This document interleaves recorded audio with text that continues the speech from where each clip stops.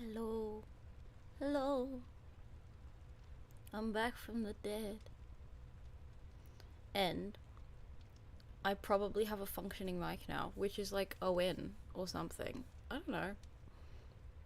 I have been trying so hard to get the old computer to work, and it didn't. So instead, I just stole someone else. Okay, I didn't steal someone else. I'm hard borrowing. What does that count as? Someone gave it to me to borrow and then went, you can keep it. Um,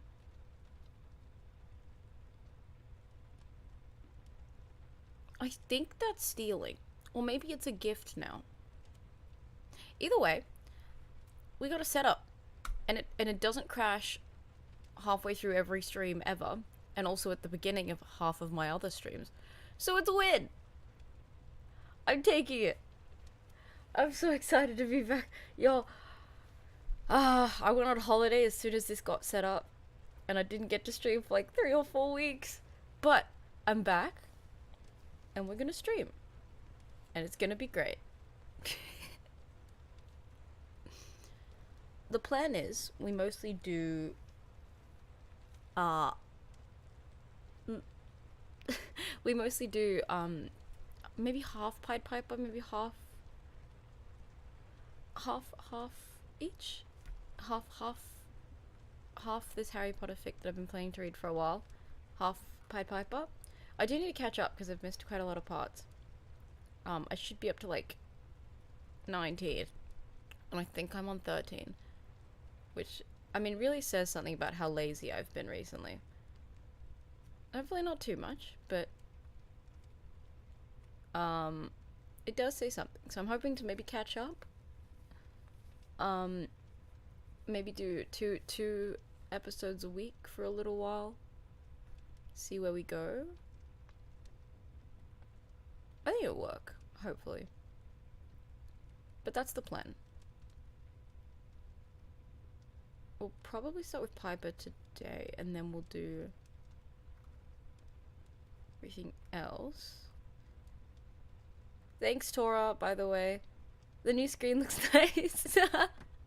I don't even remember if I've streamed with this screen. That's how long it's been. Um.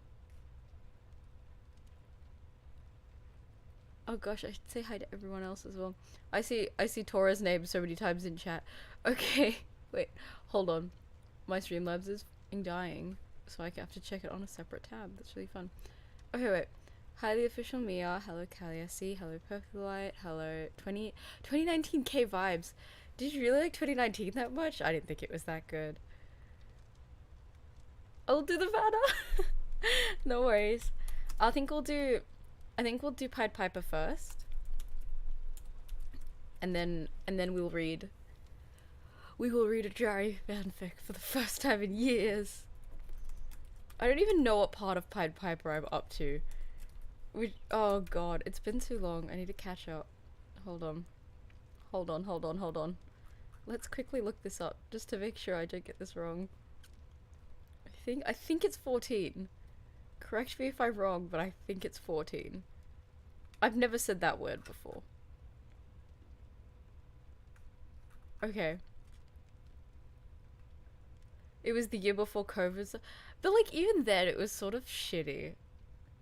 I feel like okay, on the internet it's like currently agreed the last good year was like 2016. I feel inclined to believe them, but I don't remember 2016. Maybe all years are a little shit. Maybe I need to get over the idea of a perfect year. Yeah, I think we're on 14. Sorry, I'm just casually checking in the middle of here. I just finished listening. Oh, I haven't done Escape Fig in so long. I miss it. I hope that we get a season 2 for the anime because it was such a good anime, and I really enjoyed it, and I really like to make more stuff for it. But like, how many am I gonna make? I've got too many fandoms. That's my problem. I have fandoms I never even make podfics for because I'm so busy doing the top 2 fandoms that you guys watch me for constantly. I'd love to get around to it though. Um, Matcha Blossom was my everything for a while. I was defending Joe like it was like nothing. Like, I don't know. Everyone was like, no, Cherry's the hot one. I was like, are you blind? Please use your eyes. Thanks. And I stand by my opinion. But I don't think anyone else did, which is honestly terrifying. How can everyone be blind? Okay. I've put up a banner. Thank you, Tora, for reminding me. It's going to be pinned when I'm able to hit. It'll be pinned later. I don't know why it won't let me pin it. If no one knows that I'm reading at this point, we've got bigger problems.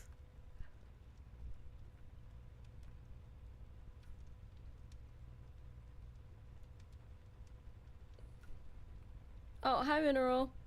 Okay. Hold on, we're good. We're good. Let me pin it. It won't let me pin. Y'all. Remember when I said this wasn't. I was gonna have a non-scuff stream when I returned? We are really pushing that limit. There we go. Okay. I know that's on the screen, but now it's done. So we don't have to worry about it. Now I can see you guys, which is amazing. Okay. My plan is, if I do two chapters of Piper back to back, I will lose it. It's a great fic, don't get me wrong. It's just really sad most of the time. So, we're gonna do chapter 14, and then we're gonna do chapter 15. And I think that's fair. Hold up, I need to do something. Nope, still doesn't work. I'm trying to... I've been trying to get, chat stream overlay to work the whole morning. And I was really trying, guys, and it just was not listening to me. So I think I'm done for, actually. Oh well. We will deal with it later. It's a later me issue. I just have to check in periodically with you guys instead of knowing what you're saying all the time. So no one get up to anything, is what I'm saying, essentially. But hopefully... Okay. Improvements that should have been made when I switched devices. Devices? Since I fixed my sweat, because I fixed several things. But theoretically, number one, my mic should be a lot better than the doo-doo laptop that I was using last time I streamed, hopefully. And I think I have a new scene, or maybe that's from last stream, who knows, but I still have a new scene. And everything should run smoother, which means I can play maybe more challenging games for my machine, which is nice. The latency will be worse this stream because I accidentally hit the wrong button, which is a real problem for me. But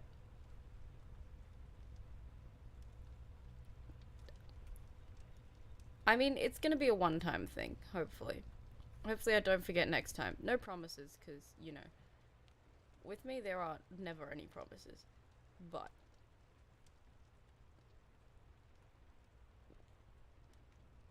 you say that, but it's mostly just gonna be me screaming in confusion. It's really sweet that everyone really likes to overestimate my gaming ability. But I mean it when I say I really only play the most boring games plus Mario Kart. I play Mario Kart, seriously. But everything else, no skill whatsoever. So it'll be me raging, but not at people, at myself. Which will be great. And I also do want to play Minecraft a couple more times. Let's say we play it at least twice, and then we shall move on. I need to leave the Minecraft phase in high school, I think, but it is fun. So I want to play at least a couple more times.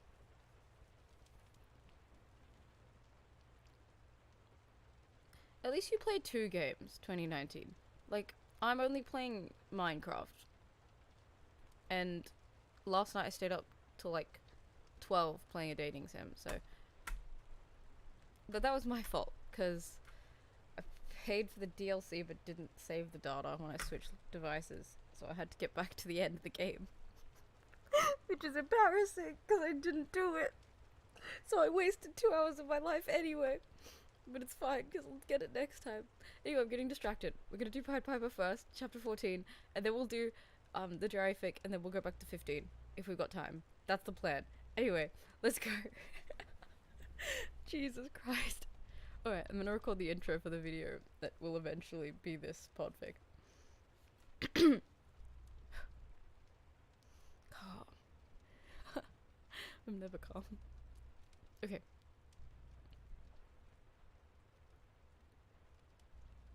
Hey, it's Mika. This episode was recorded on stream. If you ever want to, guys, it's gonna take a while. I should have written this down, but I never write them down, so whatever. Hey, it's Mika. This episode was recorded on stream. If you'd like to watch that, I stream every Monday 10 PM GMT. I usually stream recording both my one-shots and my series, so if you want to watch something a little early, that's definitely where you get to see it, and deal with my regular stream shenanigans. Also, we have a Discord. I'll leave it linked in the description below. Anyway. I just realized I'm gonna have to look up how to pronounce this before we start anything, because that's the chapter name. I don't know if that means it comes up later, but...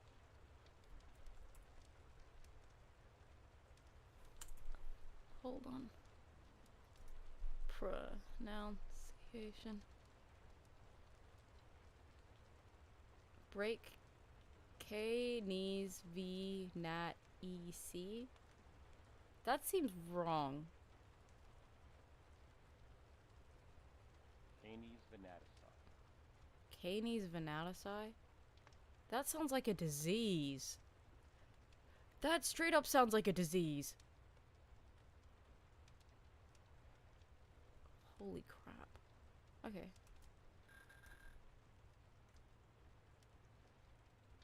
Okay, that will do.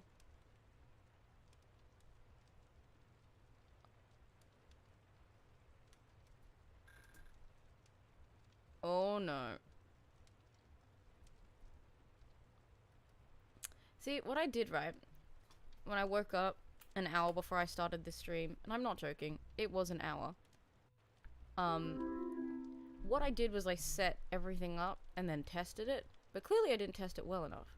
Because, I mean, it's still not, my brain. It's okay. Okay, cool. I think we're good. Every now and again, there will be a weird pause this week, because I'm still trying to get everything to function, but hopefully... Deku gets a disease in this chapter. Yes, absolutely. He gets ligma.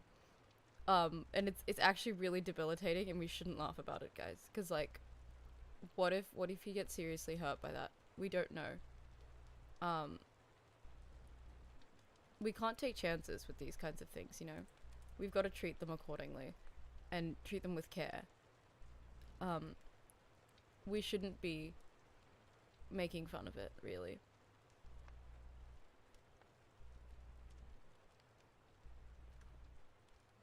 Canis nuts in your mouth? That sounds wrong. Also, I don't think it makes sense. It's funny. To me, and me only, but don't think it makes sense. Canis nuts in your mouth. It's got a certain ring to it. I don't know what that ring is, but... Okay. Ooh, let's actually do this. I just realized the script is on the wrong side of the screen. How the fuck am I gonna read it? Hopefully you guys can see it fine. It's too small, isn't it? Hold on. Wouldn't it be nice if y'all could read what I was reading?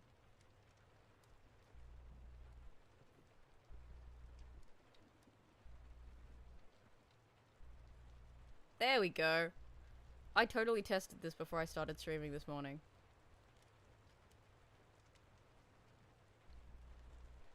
Pied Piper. Nope. I lost, like, everything there. Pied Piper by Black Hole CA.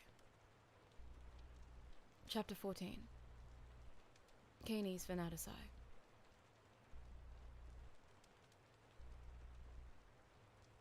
Midoriya wakes up slowly, eyes fluttering open and close. Open and close. His retina's trying to adjust to the light. His brain feels foggy, like he's thinking in slow motion. The feeling is foreign, and if he had any more capacity for thought, he'd say the feeling was an unwelcome one. The room he's in is pretty dim, and the leather couch he's laying on is just a tad uncomfortable. He rouses his head in motion, looking down at his body. The only thing preventing him from being completely bare-chested is a set of bandages wrapped around his upper torso. Okay.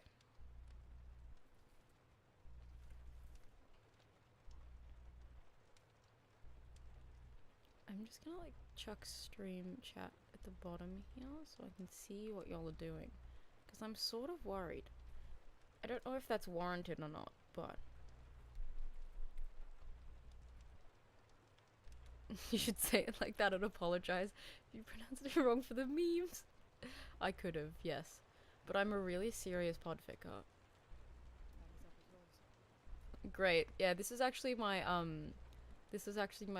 thought, right? If I take really, really long to upload the next part, everyone will have to go back and listen to the last part, therefore increasing my views.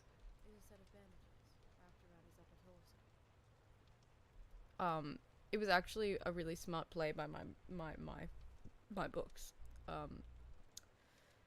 You can't trust anything anymore. Or maybe you can, actually. Maybe I'm just really, maybe I'm really busy, guys. Do it for me. But like, okay, wait. Hold on. Let me find the chapter name. Chapter 14.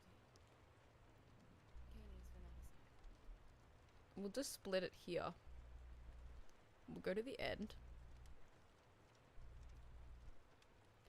These nuts in your mouth. These nuts in your mouth. Just split that.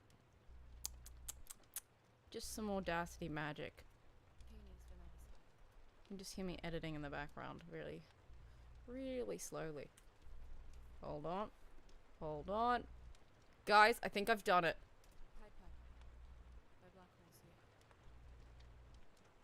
Chapter 14. Canis Venatici. Canis nuts in your mouth. I think that's appropriately cut. Therefore, we will keep it. Thank you guys for the great suggestions. Or perhaps horrible suggestions. Wow, genius moment. Thanks, guys. Just... Oh my god. The concept of fan art never even occurred to me. Tumblr or, Discord? I have a Discord. Discord's definitely a good place. If you hound me on Discord, I'll definitely see it. I didn't even think of that. Holy shit. I mean, that would be amazing. Probably Discord would be the best place. We have an art channel already. It is my official server in that I hang out regularly. Kind of, not really. Well, I am actually. I'm there like once a day. I just pop in and check out. And once in a while I spend 3 hours in VC, because why the fuck not, you know? I hope I'm friendly in real life as well. Okay.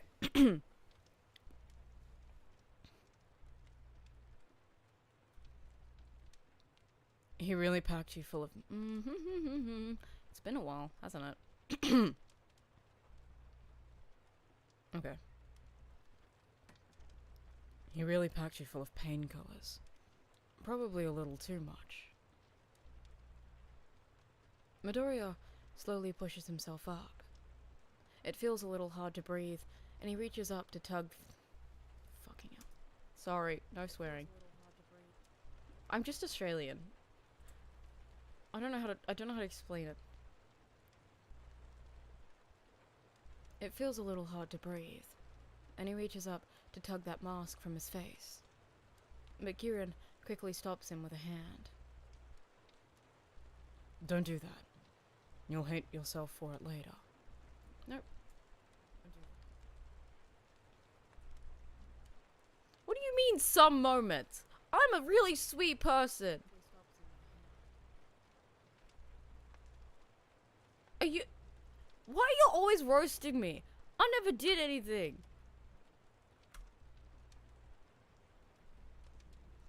Swear to God, every day I get attacked on here. I'm leaving. I'm leaving. I'm leaving the server. You all can talk to yourself. Every day I wake up and I get attacked.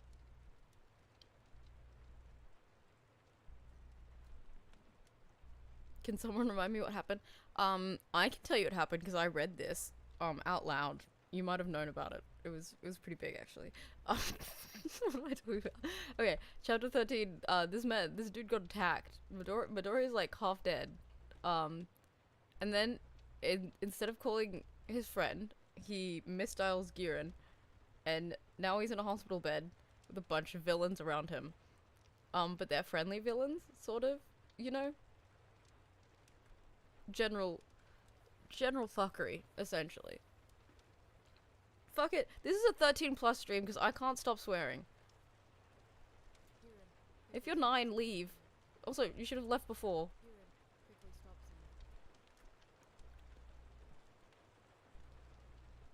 Don't do that. You'll hate yourself later for it.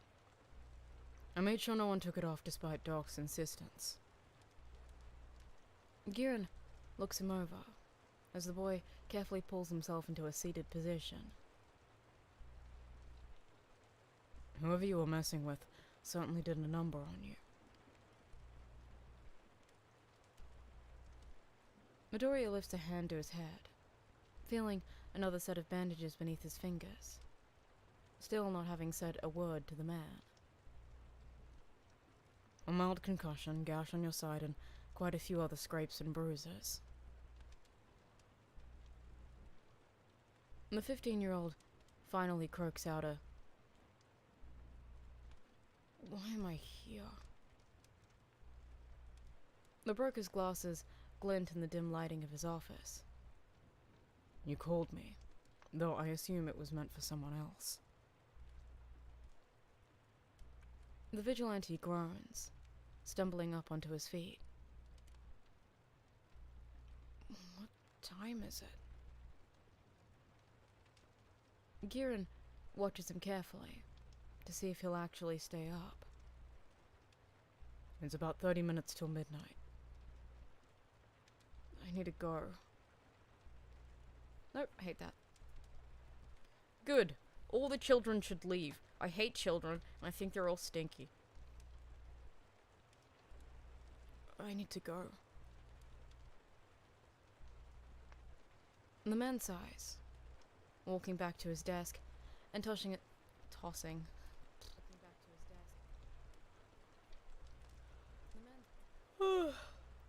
Oh, feel bad.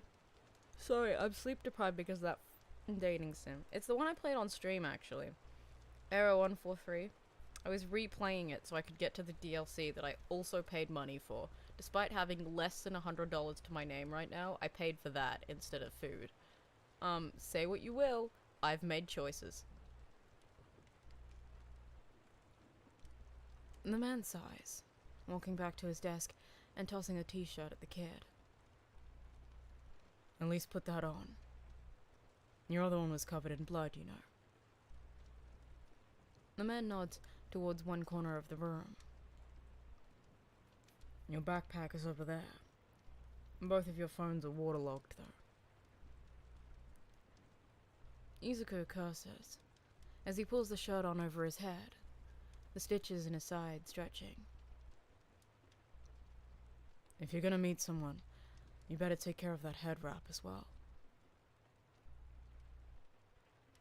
Midoriya mumbles a few choice words under his breath as he yanks the bandage off his head, stumbling towards his backpack in the corner as he slowly sobers up. The bag is still wet, drenched in rainwater, similarly to the still dampened shorts. You know I had to call in.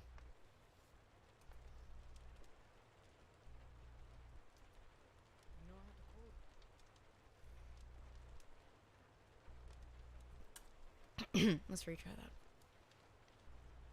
You know I had to call in quite a few favors to patch you up, Giran says, from behind him. Someone had to trace you, someone to pick you up, not to mention having to call that old geezer in. He put up a real fight about it, but he still owed me for putting him in contact with a certain someone. Midoriya slings the bag over his shoulder. The yawns are gonna get me today.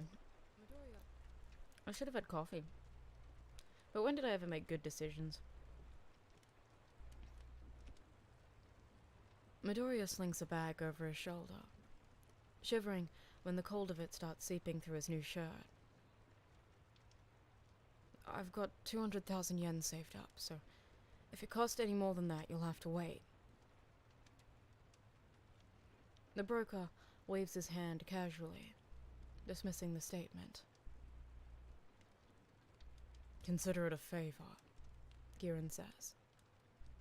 I'll call it in when the need arises. Nope, Hayden. I'm gonna redo that line. I'll call it in when the need arises. Midoriya side-eyes the man.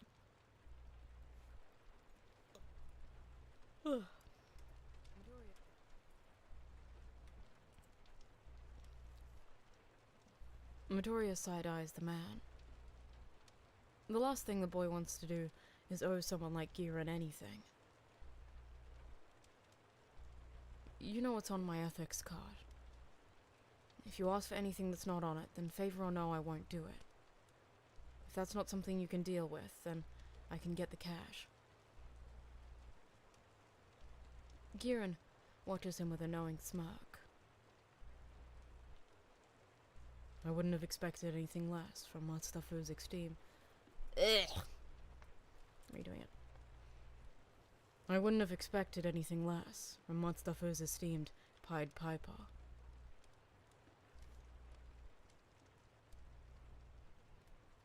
You have 7 children in— Wait, what?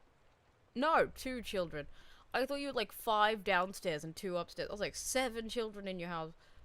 Mate, I wouldn't have expected— That's too many.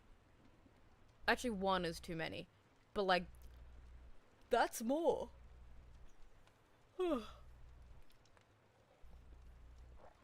Children, man. Children, children, children. It's like cockroaches. You just like can't get rid of them. And also they jump a lot. I don't know. I don't know where I was going with that. I stand by it, but I don't know what point I was trying to make.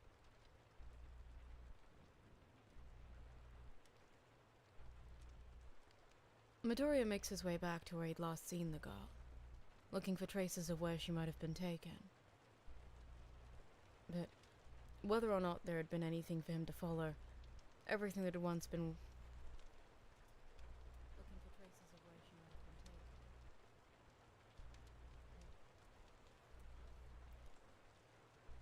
taken. But whether or not there had been anything for him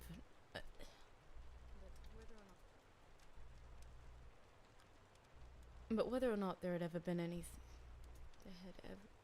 But whether or not there had ever been anything for him to follow, everything that had once been had been washed— Okay. That's a lot of words, man, in one sentence. But whether or not there had ever been anything for him to follow, everything that had once been there had been washed away by... I think I fucked it up again. This is hard. One more try. But whether or not there had ever been anything for him to follow, everything that had once been had been washed away by the night rain. He spies the last of his blood-stained water disappearing down a drain, and it feels like the last of his hope slipping down his throat to dissolve in his stomach acid. There's a weight in his chest that he's not used to. They're so specific about light for some reason. You know what? You're actually quite right. There are some very, like, sometimes when you read fanfiction... Yeah, I'm tired, apparently. Sometimes when you read fanfiction, like, authors will be very specific, like, about one thing. Like, there's sometimes authors that, like, care so much about what characters are wearing in a scene. There's a weight in his chest that he's not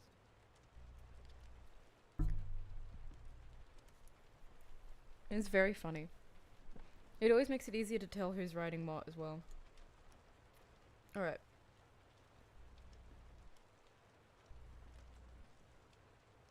I'm working on a project for a friend. Ooh, I'm building a bee house in Minecraft.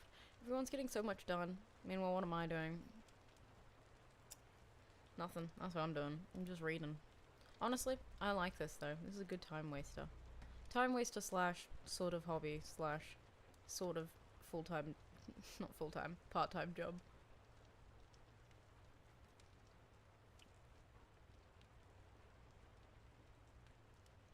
There had been many times during his run as a vigilante where the boy had found himself lacking. Many times where he'd been unable to stop something bad from happening. Especially when he'd been starting out. And though he sometimes found himself unable to help, he'd always been able to find someone who could do something. But here, now, he had undeniably and irrevocably failed. Failed to save the girl. Failed to get help. Failed to do anything other than find himself injured and indebted to a villain. Midoriya tugs violently at his curls, tears threatening to slip down his cheeks like rainwater. But here, now, he had undeniably and irrevocably failed. Yep, okay, I'm happy with that. I feel like I'm doing this like with no emotions, but I'm very much not an emotional person. Thank you, Purple Mushroom, that's a very sweet thing to say. Everyone's just chilling. That's good. He wants to scream. Wants to punch something. Instead, he cries. Izuku presses the back of his hand against his mouth to prevent any sobs from escaping.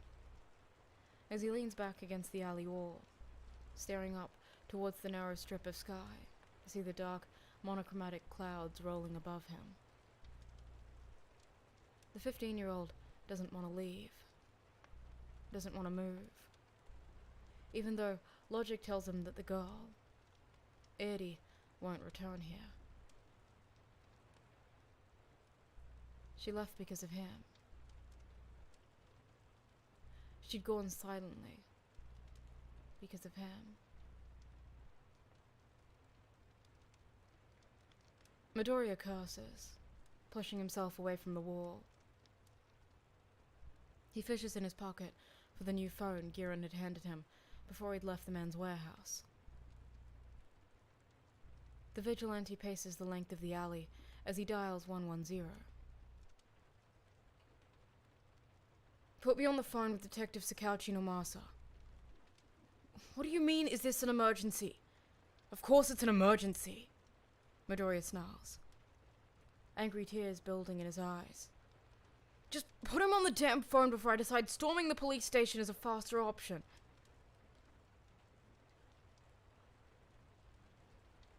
Jesus, man's angry. Why is he always so aggro all the time?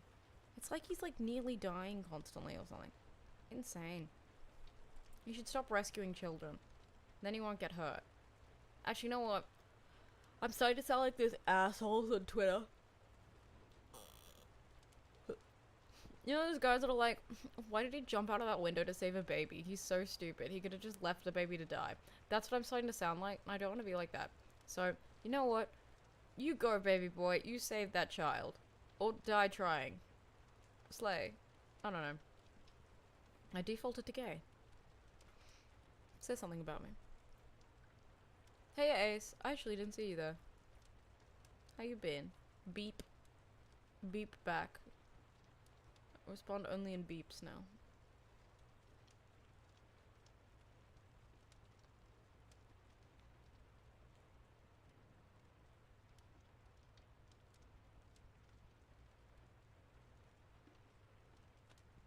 Naomasa stretches in his desk chair, arms thrown up over his head as he tries to unwind some of the kinks in his back.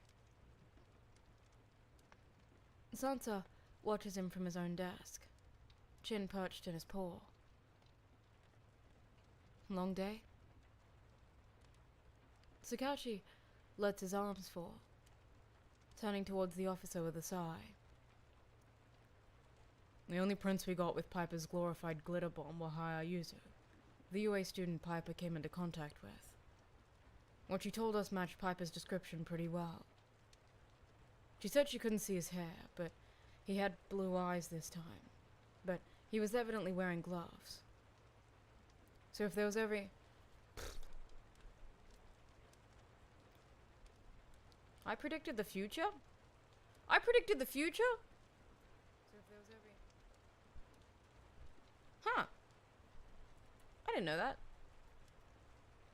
I don't even know what I predicted. I'm like the Oracle. I just like black out for 10 minutes.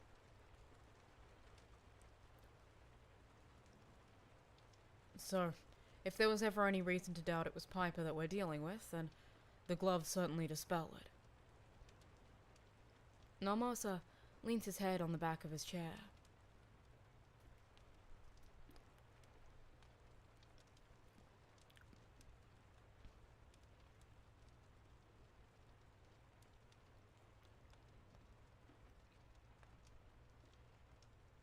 I'm pretty sure I've never read this part before. I remember because last time was a sad ending, and then everyone was like, why did you leave on this? And I was like, I didn't write the chapters, man. What do you want from me?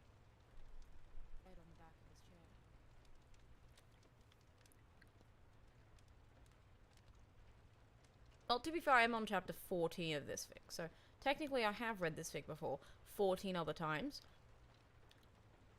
If that makes sense.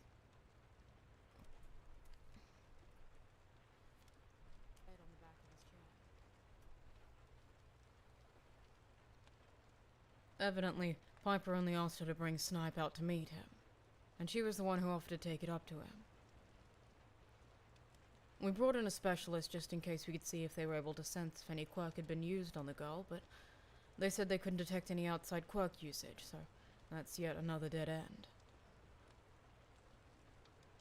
Sansa offers the man a look of sympathy, before the phone on the detective's desk lights up with an incoming call from dispatch. Naomasa answers it with his standard greeting. Detective Sakauchi, there's someone on the phone that's asking to talk to you. They very adamantly explained that it's an emergency. Naomasa switches the phone to his other ear, sending a look towards Sansa. Patch them through. There's a few seconds of dial tone before a rustling noise filters through the speaker. Mazda for Quirk Crime Division. Detective Sakauchi speaking. Detective. Naomasa freezes, immediately recognizing the voice from the countless audio recordings he recently listened to from the 1-1 dispatch calls.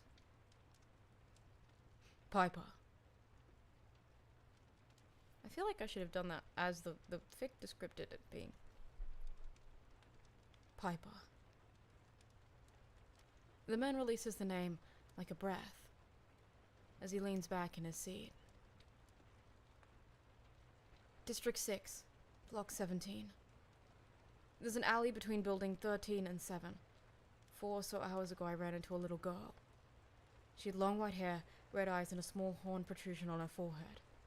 And she was terrified. She was in a plain dress, but she was barefoot and had bandages wrapping both her arms and legs. Midoriya steps out of the alley, pausing at his reflection in a building's window. The pain in his side has grown. The meds that he'd been... Fuck. Wait.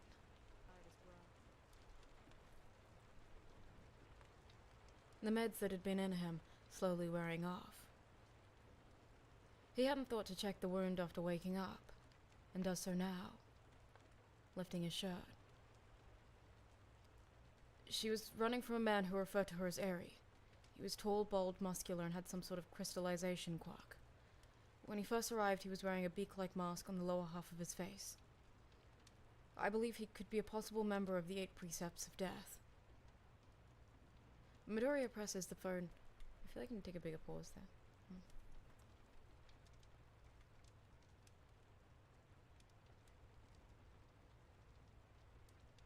Midoriya presses the phone between his ear and his shoulder, holding it there while he unwinds the bandages covering his wound. I don't know what kind of relationship he had with the girl, if they had any, but she was... The boy pauses momentarily, eyes widening as he stares at the wound on his side, terrified of him. Midoriya stares at the wound in the reflection, eyes widening. It's in the same spot. No, he thinks. It's the same wound. It's surgically stitched this time around, but it's the same. His mind roars, remembering the spark of power from the girl's horn, the pain. He lets his shirt slip from his grasp, and his eyes fall upon his left hand. The boy studies it in the streetlight, looking for a wound that no longer exists, and his foot, too. He glances down at it in awe. Piper. Did she... The vigilante murmurs quietly to himself. He quickly looks for his other stitch-worthy star from his encounter with Death Arms. He strains his neck, looking back at where it should be. But it too is gone. He scours his body for scars he knows should be there, but finds most of them have been erased. Did she rewind me? Takachi's brow furrows in confusion. Piper? No. I want to redo that. Okay. Stretch. Wait, what did I predict about the fic? To be fair, I've already read this fic before, so I probably just don't remember exactly where we're up to in the story and said something though. Possibly.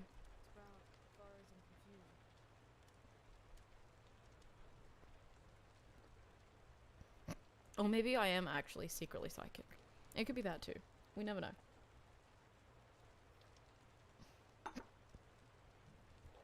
Please, don't give me the hiccups.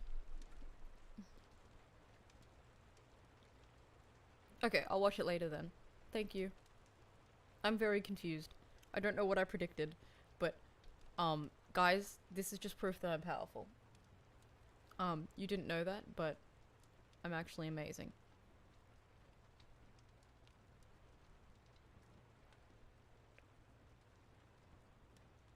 Piper. I lost. Comes the vigilante's whispered reply. Lost what? The girl? The detective asks, waving at Sansa to grab his attention. The feline looks up, walking over as Noamasa slides him the address the vigilante had sent him. He pulls the phone away from his face by a few centimeters. Covering the speaker, as he drops his voice to a low whisper, so the vigilante can't hear. I need you to send 2 patrol cars to this address. Tell them to be on the lookout for Piper. I'll follow as soon as I can. The fight. Midoriya murmurs, a few moments later, clarifying himself. I injured my foot, and the man put a gaping hole through my hand with his quirk. On the other end of the line, Naomasa freezes, hand unwrapping from his... Naomasa freezes. Hand unwrapping from around his speaker, as Sansa gives him a brief nod and takes off. Eri, the girl, jumped in and grabbed my hand. It must have been her quirk that activated. He lets his hand go limp, bandages hanging limply between his fingers as he locks eyes with his reflection. A type of rewind button. He murmurs the thought to himself, almost offhandedly. Her quirk. The vigilante starts, more confident in his theory now. I think it has the ability to rewind a person's clock, so to speak. Midoriya turns away from the window, pacing again as the cogs in his mind turn. Both of the major wounds I got from fighting that man are completely gone. No scars, no nothing, all within mere seconds. Naomasa taps his pen against his desk. Can't that just be a high-powered healing quirk? But the thing is, she didn't just heal my wounds, she brought back old ones. Months old ones. We may not see eye to eye on how things need to be done, but you're a good man, Sakashi-san. I hate how I pronounce that. You're a good man. You're a good man, Sakashi-san. That's why I called you. Naomasa pauses, the grip on his pen slackening. Please be on the lookout for her. Sakashi can hear the desperate tone in the boy's voice. If I'm able to find out any information on her or her whereabouts, I'll inform you. I just hope you'll be willing to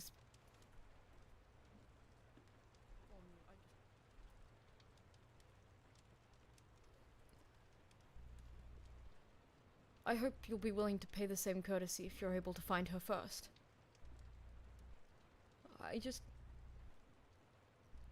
I want to know that she's safe. That's all.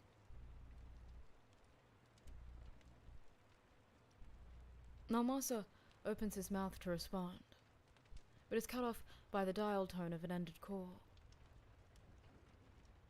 The man whips the phone away from his face, merely able to stare at it for a moment. He grimaces, setting the phone back on the receiver and quickly pushing himself up to follow Sansa's path.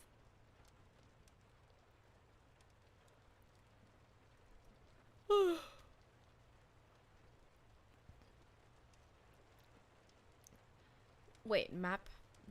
Oh, the theory guy. I heard about that. I've watched a couple of his videos. I'm assuming everyone who watches him regularly is more sad. Specifically FNAF fans, I'm assuming, are the ones that like him the most. He seems really sweet, though. Good for him if he needs time on his own. I feel like I see it a lot these days, especially like Niji Sanji VTubers. We see a lot of them like graduate, and honestly, it's sad. But at the same time, I'm like, you know what? Good for you. If that's what you needed, good for you. I just realized my face sort of covers up half the screen at any given moment. I don't know if that's an issue with you guys or not, but I'll move myself a little bit more into the corner. Okay. It's fee. Whee. Shall we change? I'm a cat. I could be an angel. Let's do that. Yeah, now I'm an angel. I like this one. This one's cute. Let's do this one. Once you make the YouTube bag, you run away. That's the best, most healthy option for your mental health.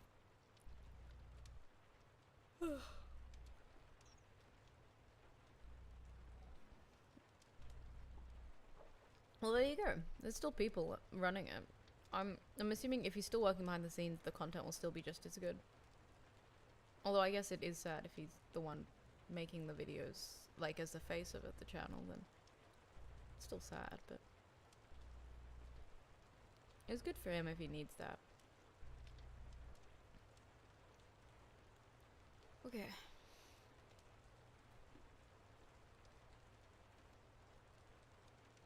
Detective? Midoriya glances down at the phone in his hand, a little bewildered. I didn't mean to hang up yet. The boy breathes out a sigh, tucking the phone back in his pocket. He looks around at the area once more, searching for anything he might have missed. But there's nothing, and Izuku heads towards home with only the added sense of dread and guilt hanging from his heart, weighing it down. He makes it home within 15 minutes. The boy midway through pulling his house keys out.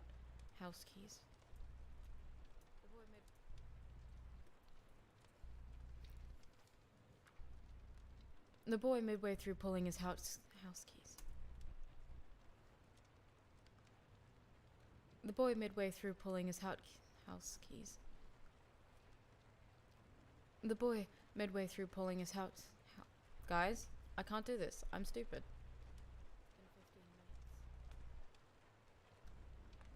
The boy midway through pulling his house keys out when Inko swings the door open wildly. You have 3 more months before you're at 1 year. Oh, on YouTube, right, Tora? I think I'm at 2 years now, maybe. 2 years and a couple months. It feels longer. Maybe it's 3. I could be wrong. Let's check.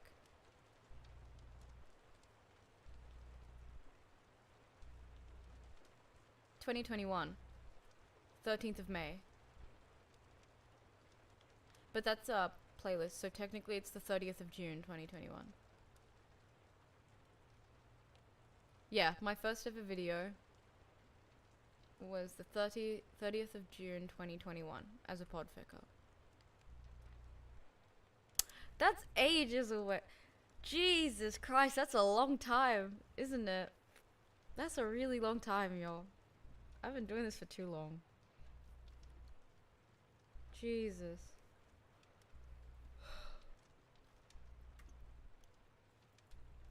Maybe is that 3 years? I don't know. I don't know how to do math. No, wait. I don't think that is. Half to 2022, and then 2 years, 2.5 years. 2.5 years, I'm about. That's a long time. That's a long ass time. Jesus. I'm old now. Yo, I'm hella old now. Jeez.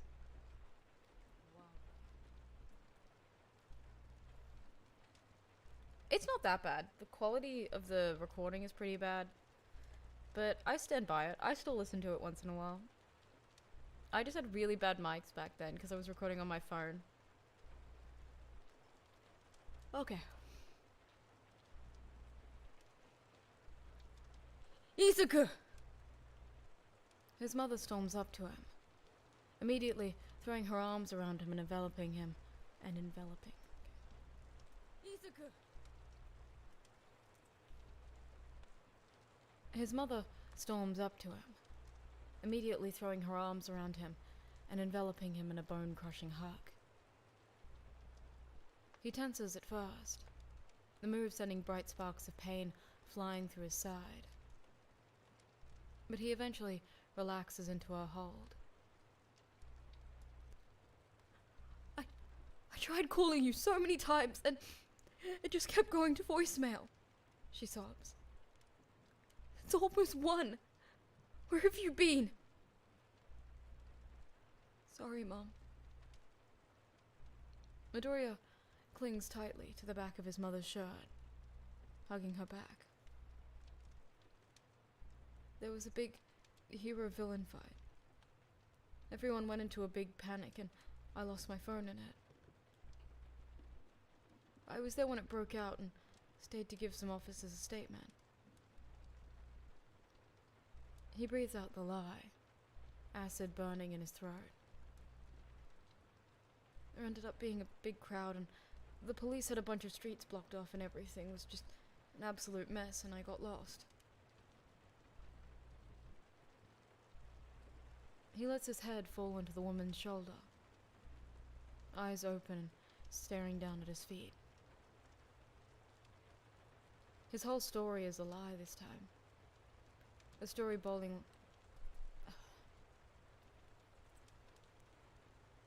The story boiling like tar at the back of his throat. He lets his eyes fall closed, clinging tighter to the woman when he starts thinking about the truth of what happened. Carved into the back of his eyelids rests the image of a little girl. Red irises flooded with such a deep hurt that makes his heart clench with pain so intense that it felt physical.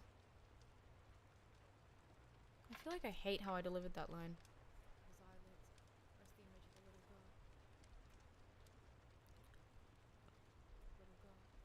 girl. Okay, we're gonna re-record that part. Stretch. Stretching is important. I went to the gym yesterday and I did ab workouts and every time I get up it hurts. And I regret it. I don't regret it, but I do sort of regret it. A little bit.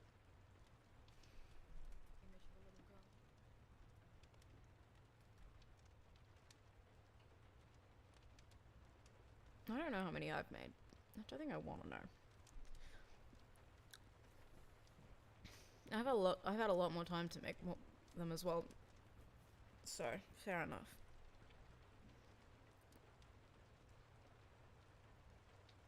Red iris is flooded with such a deep hurt.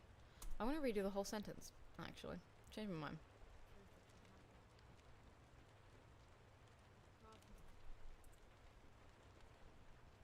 Carved into the back of his eyelids rests the image of a little girl. Red irises flooded with such a deep hurt that makes his heart clench with pain, so intense that it felt physical. Tears build in his eyes, splattered unnoticed onto his shoes.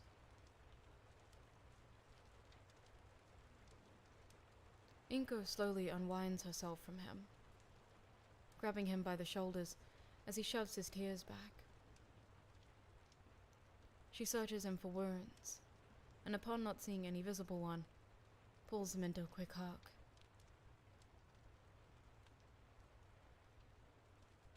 I'm just glad you're okay, she whispers in his ear, before letting go and ushering him through the door. The 15-year-old can feel acid crawling up his throat.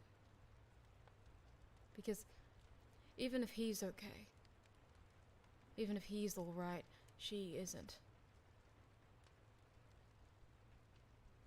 257 feels too high. I think some of them might, because I also release playlists and I sometimes post covers and stuff on this channel as well. I think that might be why it's so high. I reckon it's probably closer to about 200.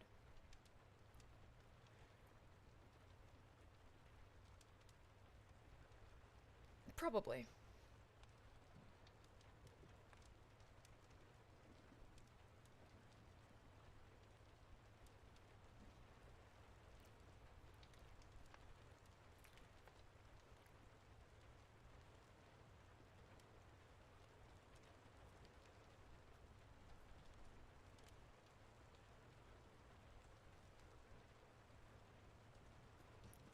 $243.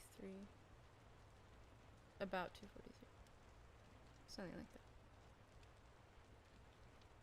Oh, hold on. Someone's texting me. I probably need to check it because it's probably important. I'll be right back.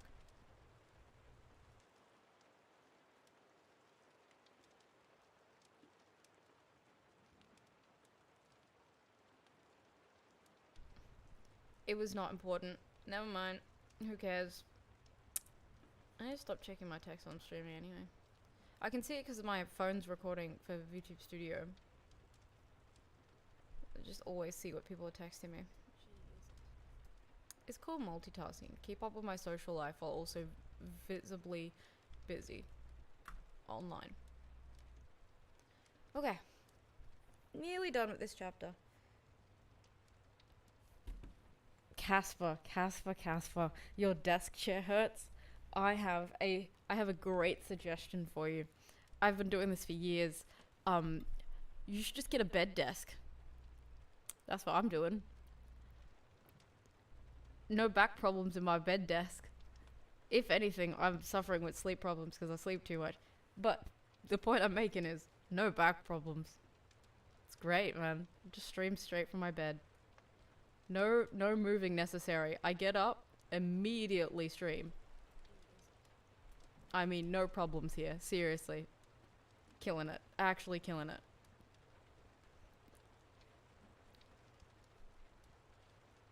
I've spent an hour on this chapter. What I'm doing is being too slow. Yeah, I also have a desktop now. I also have a desktop.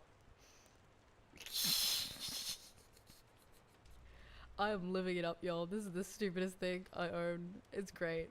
Maybe I'll show you guys a photo in between the break. If I end up getting food, then I'll pull it up before I come back.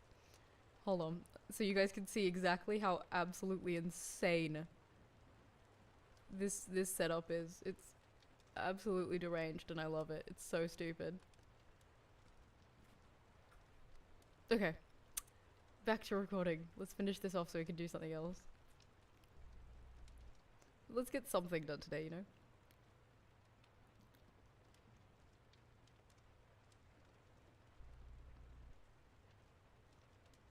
Sorry, Sukachi. There wasn't anyone on site when he got here. Naomasa sighs, running a hand through his hair. It's fine. It was only a hunch. It could be that he hasn't been here for hours. The man looks around the area, searching for any clues of what had gone on here. But there's nothing. Just ahead of him, Naomasa watches as Sansa's mouth part slightly. I definitely smell copper, the feline reports, turning towards the detective. It's faint, but it's there. If it hadn't rained, the crime scene would probably be in a better shape. We might have even had DNA. Tamakawa's tail twitches in agitation. I feel like we're always close, biting at his heels, but we're never able to draw blood before he disappears again. Sukachi glances at the surrounding buildings. Spread out. Check if there are any security cameras that might have caught what happened. Whoa, what's with the hostility towards Tora? But honestly, same. Don't come back, dickhead. Go eat. Isn't it cold? You should take a nap. Man's always online, and then he'll be like, it's minus 17 degrees. And I'm like, you should be sleeping. That's hibernation weather. Come back in 6 months.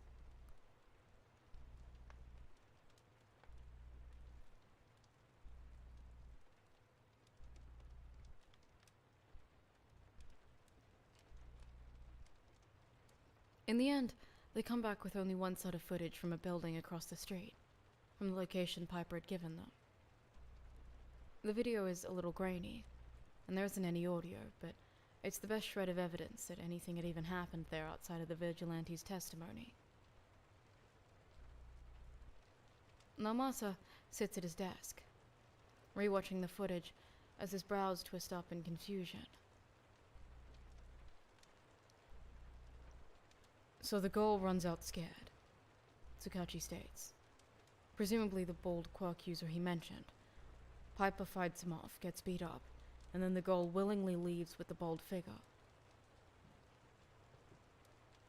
Tamakawa hums an acknowledgement. Since Piper was fighting to defend her, it's possible she went with the man to prevent.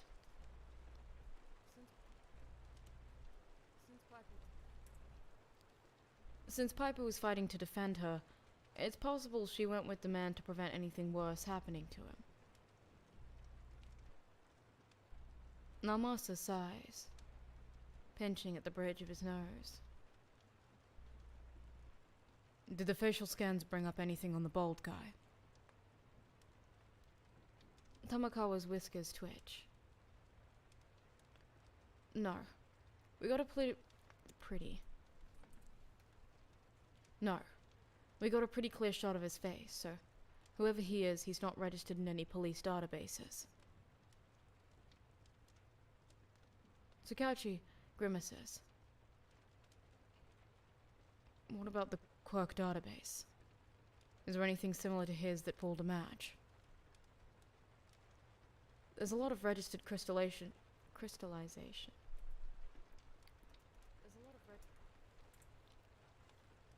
There are a lot of registered crystallization quirks. Unfortunately, it'd take a long time to go through them all and match names to faces.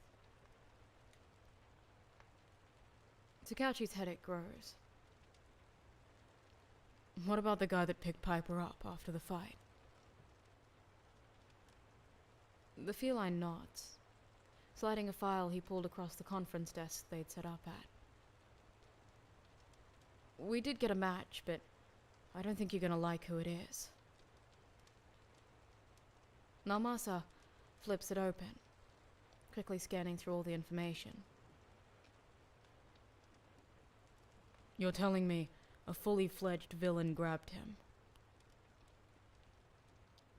Sansa shifts in his seat, offering the man a solemn nod. Unfortunately, from the footage we can't actually tell if the villain was here to help him because the bald guy called him to clean up his mess. But either way, Piper called you several hours after everything had taken place and he was seemingly fine. So that points to the possibility that Piper was working with him. He was on the phone before he passed out as well. The best conclusion we can make is that Piper called the guy to pick him up.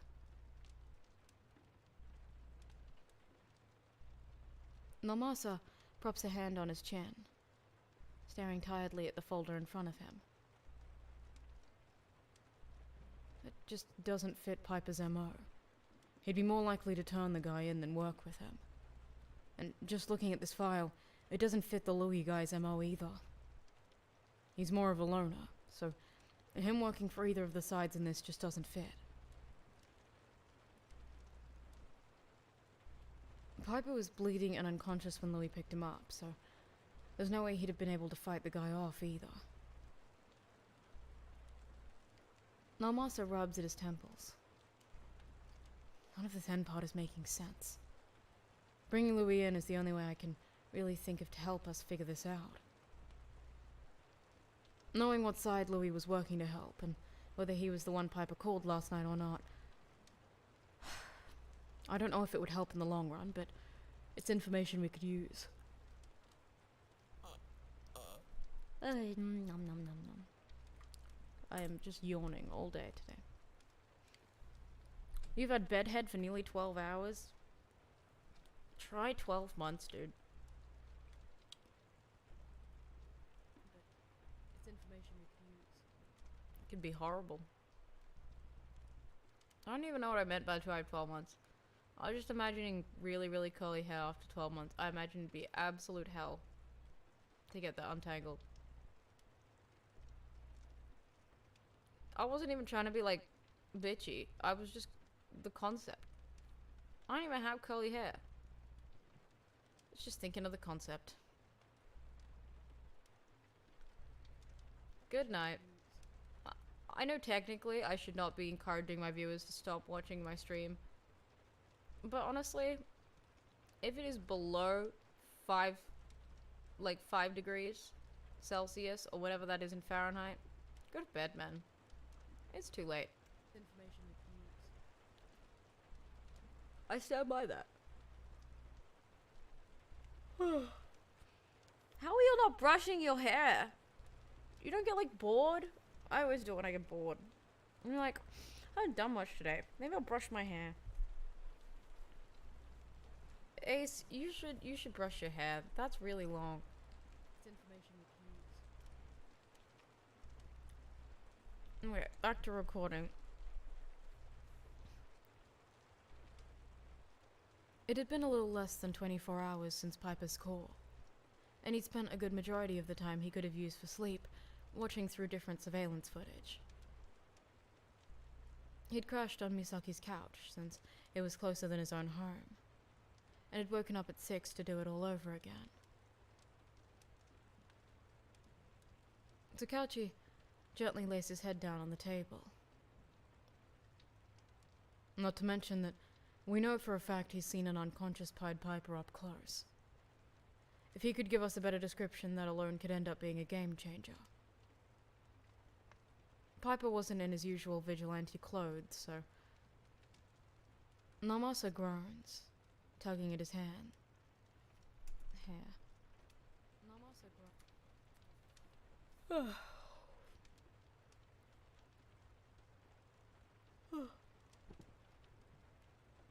Namasa groans, tugging at his hair.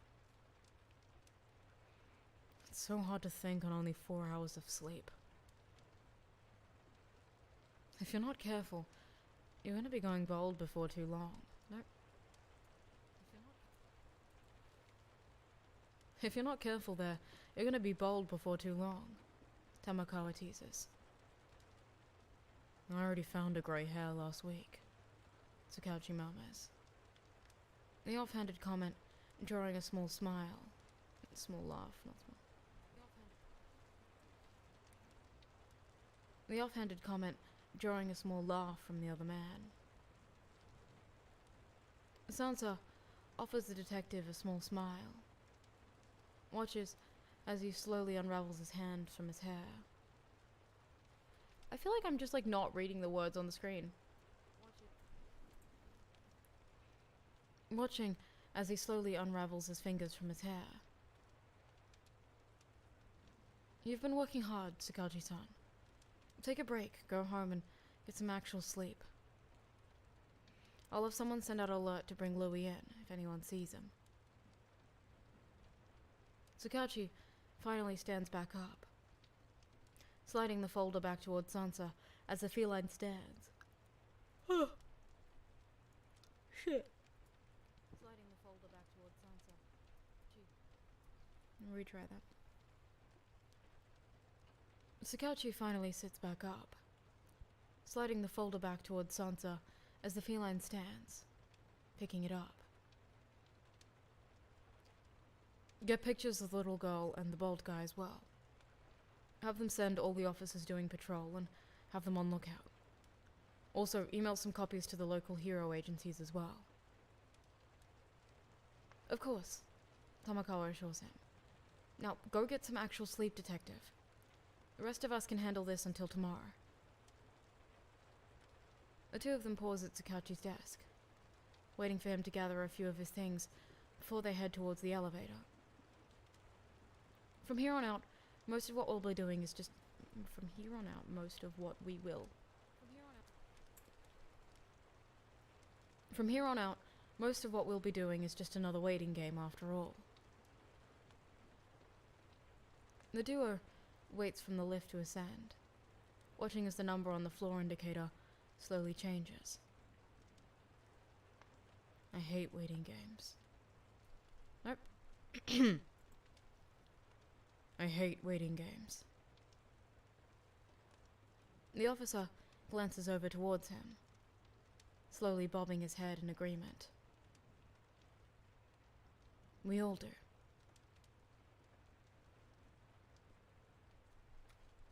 Hey, we did it. Good job, y'all.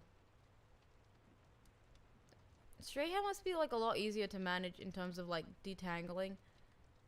But if it's that long, I feel like it would still get in the way of like everything. That's why I like having short hair. Do whatever I want and don't have to worry about it.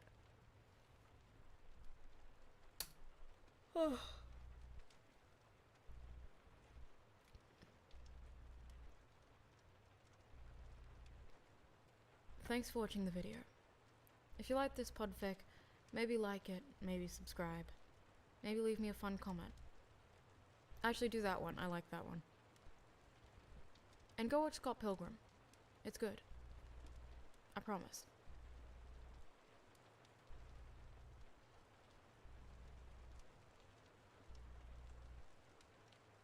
That's alright, I've read the whole thing. I can't fault you for that.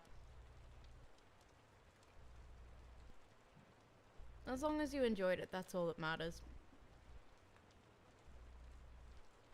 Alright, I'm gonna take a quick break, y'all, and then we're gonna do a dry fic.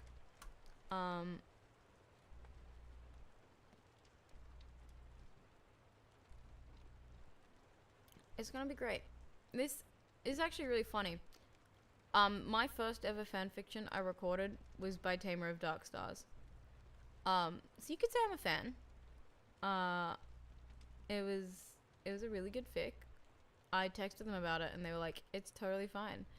And then later on I learned they were on the blanket permission database. And I was like, great, now I'm gonna read everything that they've ever written. And then it turns out I don't have a lot of time. And they do have a lot of works. So I never got around to it. But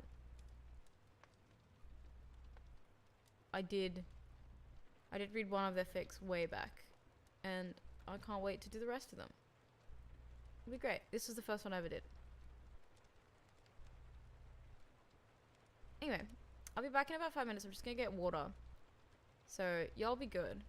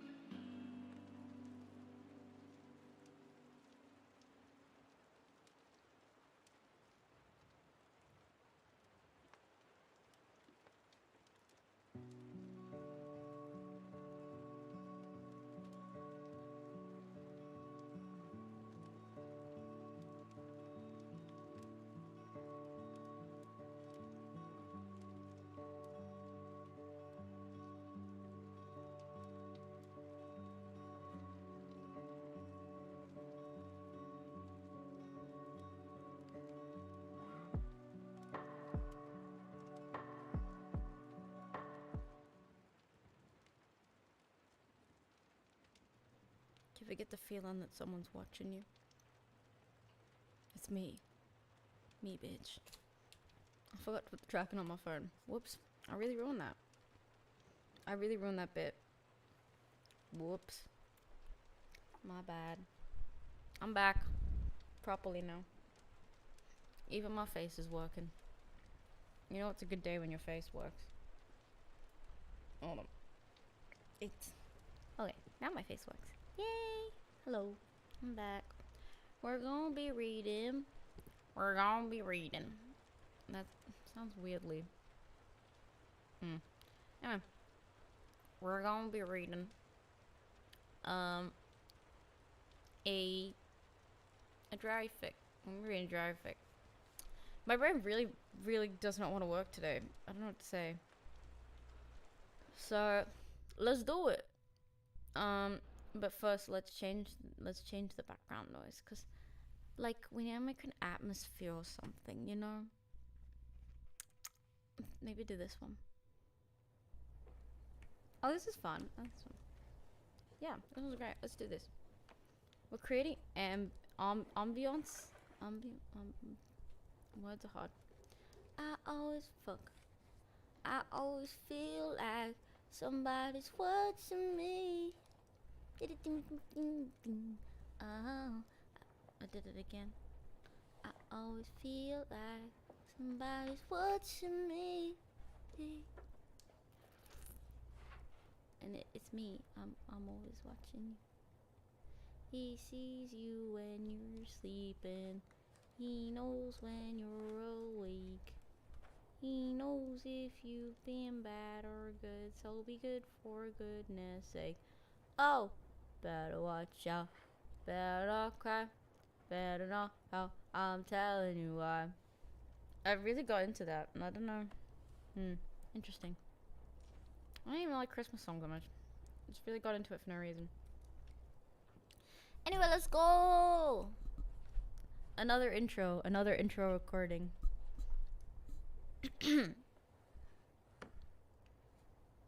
Hey, it's Mika.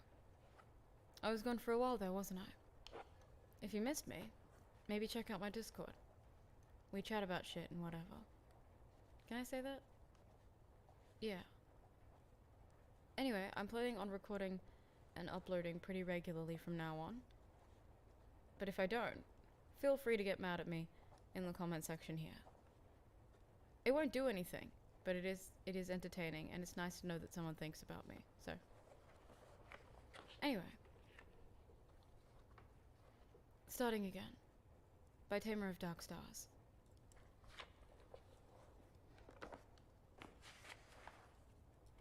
Honestly, Harry probably should have seen something like this coming.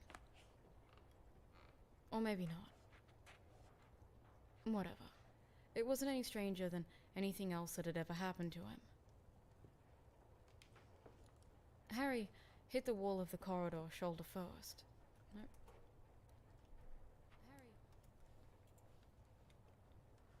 Harry hit the wall of the corridor shoulder first, and hissed out a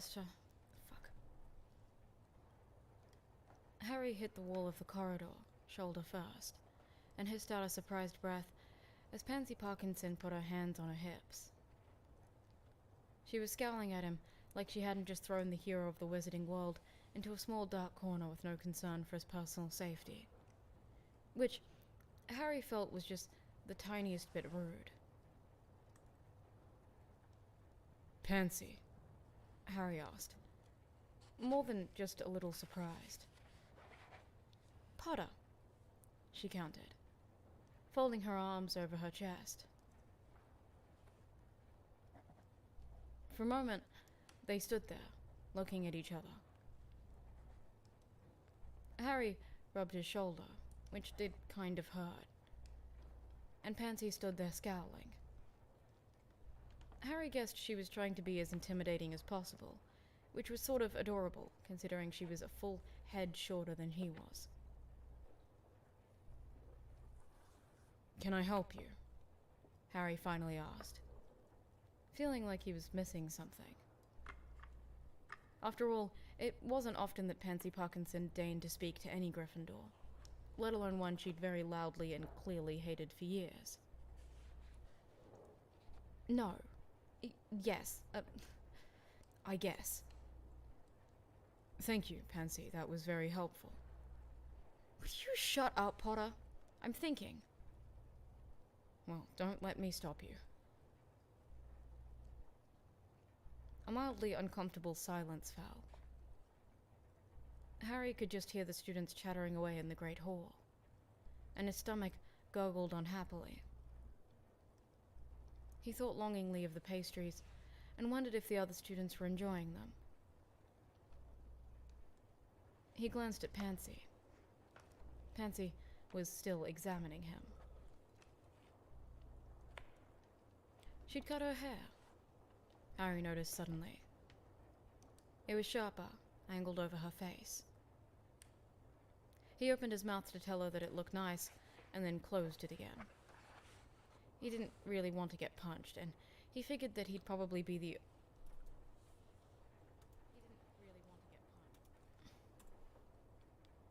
He didn't really want to get punched, and he figured that'd probably be the only outcome of Harry saying anything about Pansy's hair. Actually, you know what? Only live once and all that. Or twice if you're Harry Potter. Which he was. Not that he's bragging. I like your haircut.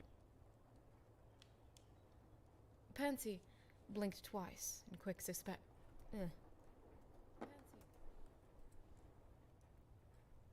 Pansy blinked twice in quick succession. My hair. Oh my god. How are you even real? No, how are you real? Oh my god. How are you real? That was not entirely the answer Harry had been expecting. What? Fine, I've made up my mind. About what? Pansy stepped forward into Harry's personal space bubble and poked him in the chest. Ow. Listen up, Potter, because I'm only going to say this once. Pansy took a deep breath. I need your help with something. I actually gathered as much. Thanks. It has to do with Draco. Now that was where Harry should have just turned around and sprinted for the Gryffindor common room. Dinner be damned. Malfoy, he asked. Wait. That's the wrong. Okay. Malfoy? He asked, stupidly. And Pansy rolled her eyes. No, Draco Turner. Of course Draco Malfoy. How many Dracos do you think I know? But Malfoy hates me. As soon as the words were out of his mouth, however, Harry knew them to be a lie. Draco Malfoy may have hated him once.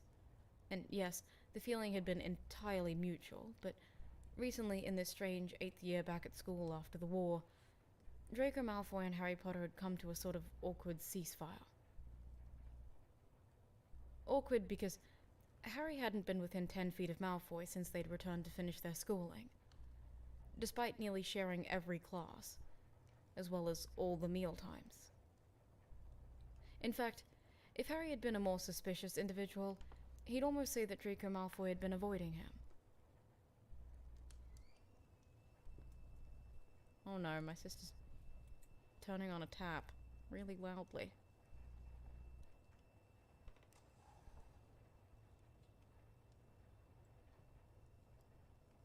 Wow, that's annoying.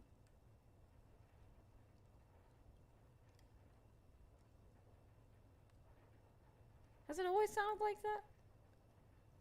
The one thing I've noticed about recording is that you start to notice when sounds are really annoying more often. Like, I'll never notice the neighbor lawn mowing until specifically the minute I'm recording. Anyway, back to recording. And, well, it rankled. Just a bit. After testifying on Draco and Narcissus' behalf at their trial all those months ago, Harry had rather hoped they might be able to start fresh. A half-remembered and unanswered handshake crept up in the back of his mind more often than not. Okay. A half-remembered and unanswered handshake crept up in the back of his mind more often than not these days. And after all that fighting and bloodshed, schoolboy rivalries seemed more than a bit stupid. Pansy shook her head. He doesn't hate you, he's embarrassed. Embarrassed? Why? Because of the trial? Pansy snorted. Among other things. Harry considered this statement for a moment, before dismissing it as indecipherable. Why do you need my help? He's been avoiding me, hasn't he? I don't see what I can do. Or even what the problem is, honestly. Pansy drew herself up to her full height and regarded him. He's been sulking around by himself, doing the whole former Death Eaters kind of friends or redemption arcs nonsense. Sitting by himself, eating in the library, staring bleakly into mirrors. It's all rather sad.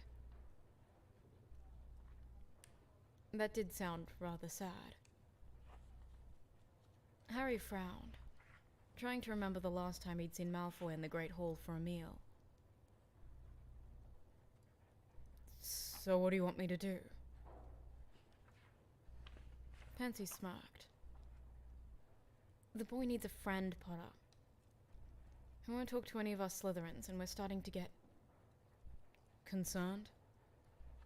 Annoyed. Harry felt the situation rapidly slipping from his grasp, and suspected he'd never really had hold of it to begin with. You want me to be friends with Draco Malfoy because you think that will stop him from being sad. Bingo! Give the boy a prize. Pansy, that's ridiculous. I'm the last person Malfoy wants to see right now. For a split second, Pansy looked like she was biting back a laugh. Like something he'd said was ridiculously hilarious. I think, Potter, you'll find that's not entirely accurate. Harry didn't really know what to say to that. Did that mean Malfoy wanted to see him? That couldn't be right. Pansy rolled her shoulders and looked behind her at the doors to the Great Hall. Now, that's that then. I'm going to get some pudding before it's gone. Pansy had only taken a few steps towards the Great Hall before she stopped and turned back. And Potter, if you fuck this up, I will string you up by the balls. Harry winced. Pansy smiled cheerily and skipped off into the Great Hall, leaving Harry standing there in the corridor. He hadn't really agreed to do anything, had he? Or had Pansy just taken his stunned silence as agreement? In any case, Harry was still fuzzy about what exactly his responsibilities were here. How in the name of Merlin's bloody pants was he supposed to befriend someone who not only didn't want to see or talk to him, but who also he'd once seen act... Wait, fuck. Who not only didn't want to see or talk to him, but who also he'd once accidentally sliced open with a half-cocked spell and sent to the hospital wing covered in his own blood. I feel like I need to redo that whole sentence. I don't like that whole sentence.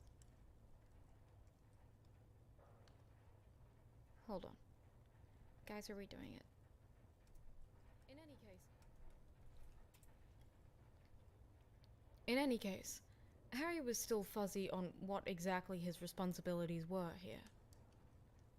How in the name of Marlin's bloody pants was he supposed to befriend someone who not only didn't want to see or talk to him, but who he'd also once sliced open accidentally with a half-cocked spell and sent to the hospital wing covered in his own blood? Harry winced internally at the memory. That hadn't been one of his prouder moments. Come to think of it, maybe he did owe Draco an apology for a few things. For more than a few things. He didn't really hate Malfoy. Not anymore. Maybe he could just start with an apology. With the sneaking suspicion that the day was not going to end without getting jinxed, Harry headed into the Great Hall to catch the end of dinner. And apparently, figure out the best way to start a conversation with and also befriend Draco Malfoy. Or something. Apparently. Cool. I forgot to update the banner. I'm gonna quickly do that.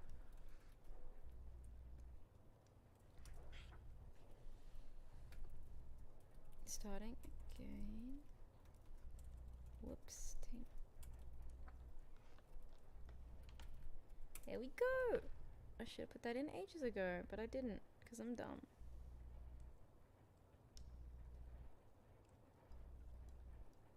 Alright. It's in.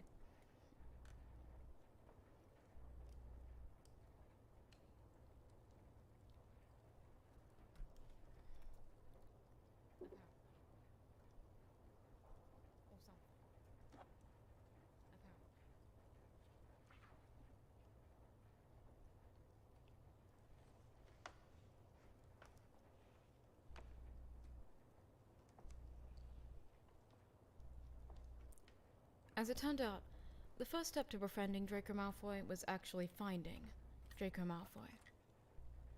Malfoy was acting more like a ghost than the actual castle ghost these days, slipping in and out of classrooms faster than Harry could grab hold of him. He finally resorted to stopping Pansy, on her way out of Charms a few days later, after only catching the barest hints of white blonde hair around corners, or sneaking out of classrooms. If Harry didn't know better, he'd suspect Draco evaporating around the castle. But no, turned out Malfoy was just really good at sneaking away when he didn't want to be found. Pansy, hissed Harry, grabbing her by the upper arm. Pansy looked up from his grip on her arm to his face, with deliberate slowness, raising one perfectly arched eyebrow. Harry looked down at the grip on his arm also. Her arm. Fuck.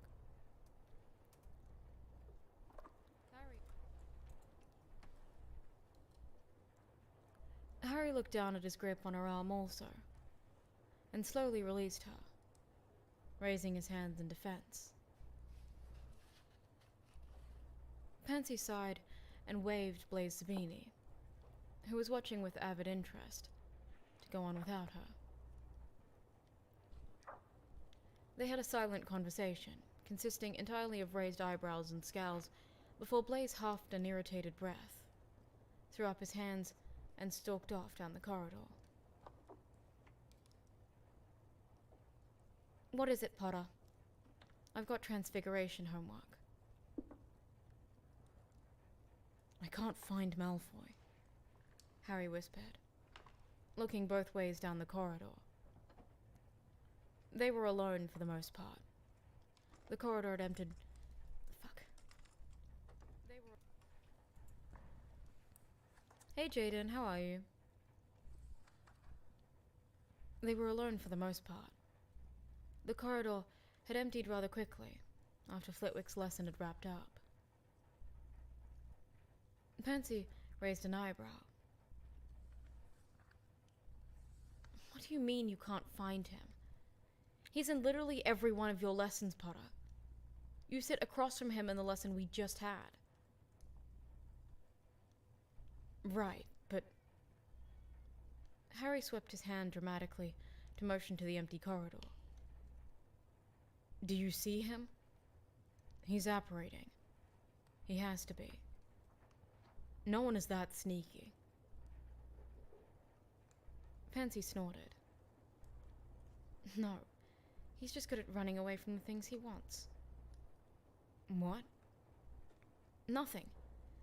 Did you try the library at mealtimes?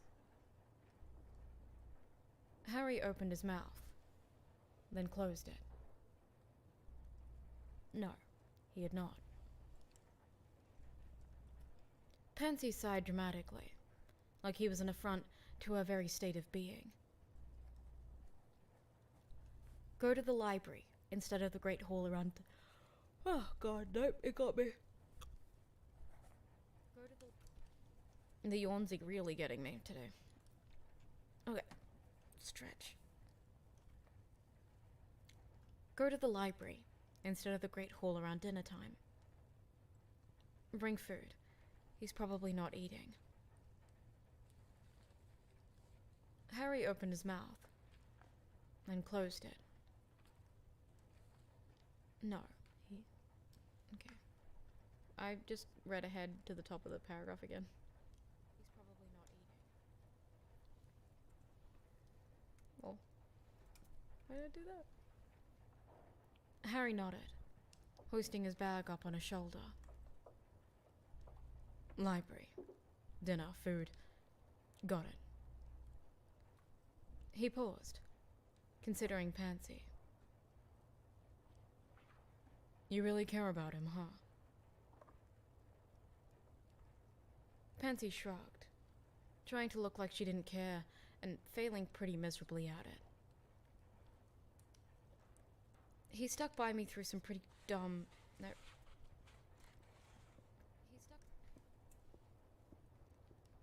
He stuck by me through some really dumb teenage phases. I owe the guy... Oh, fuck. I'm gonna try again. He stuck by me through some really dumb teenage phases. I owe the guy. Why am I... I'm like switching to a different accent. I don't know what the accent is. Okay. I'm alive. He stuck by me through some really dumb teenage phases. I owe the guy. That didn't sound like the whole story, but Pansy looked just a smidgen uncomfortable, so Harry let it go. So, library, dinner, food, he reiterated, awkwardly trying to change the subject. What does he like to eat? Pansy shrugged again. Whatever. Just bring him something. He won't care what it is, just that you're bringing it. Wait, why? No reason. Can I go?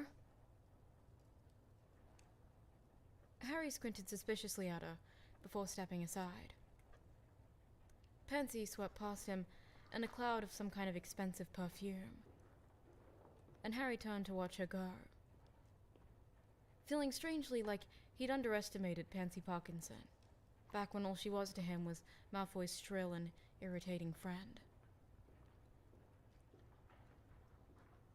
A voice in his head that sounded suspiciously like Hermione was mumbling something about telling him so, and not all Slytherins Harry, and inter-house unity Harry, but Harry tuned it out and squared his shoulders. Library, during lunch. Bringing food, easy enough. He could do that.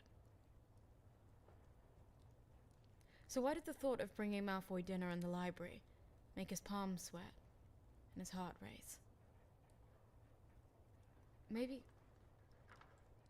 he was getting sick? Oh well, probably nothing. Certainly nothing that would come back to impact his life dramatically at some later date.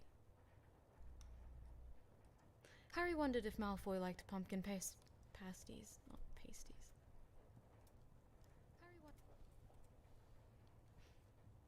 Harry wondered if Malfoy liked pumpkin pasties. Hi, Jelly. Hi, Caspar. Am I gonna read anything else after this? I think you took a break for a while, or maybe you were just sleeping. I think you slept. No. There's too many people in this chat sometimes for my brain. Anyway, am I gonna read anything after this? I might do another chapter of Piper if I get the time, but this is quite a long fic, so we will see. I am like actually flying through it though, so we'll see. Right now, I'll say maybe. I will do another chapter of Piper, but I don't have anything else planned, no.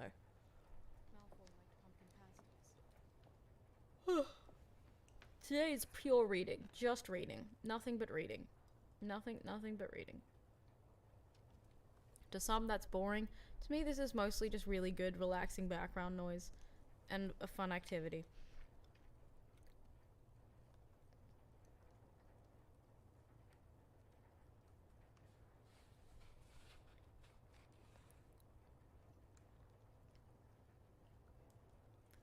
The library was pretty deserted around dinner time. With most of the... Fuck. I'll retry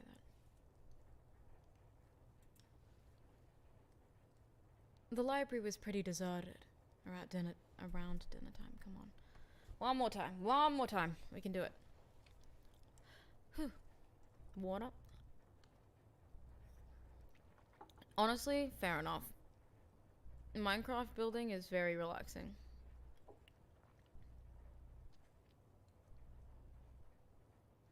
The library was pretty deserted around dinner time.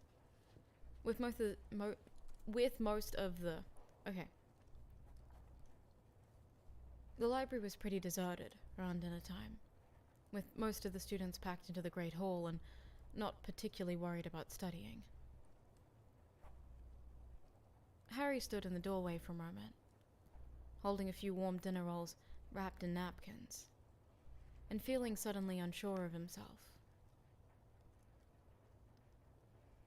Was this whole thing just Pansy winding him up? It was entirely possible. Harry walked into the library, wandering down a few rows of books. The dinner rolls felt heavy in his hands, like they weighed more and more with every step he took. And his school bag was really heavy, the strap cutting into his shoulder.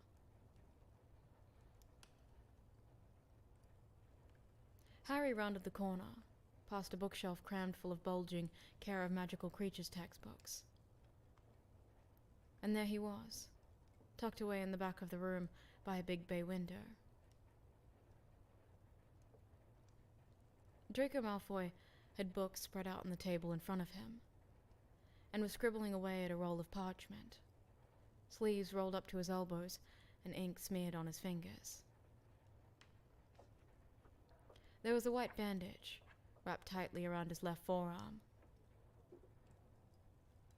Harry pondered the bandage for a moment, brain sticking on the last time he'd seen that particular bit of skin laid bare, before he returned his attention to Malfoy's face.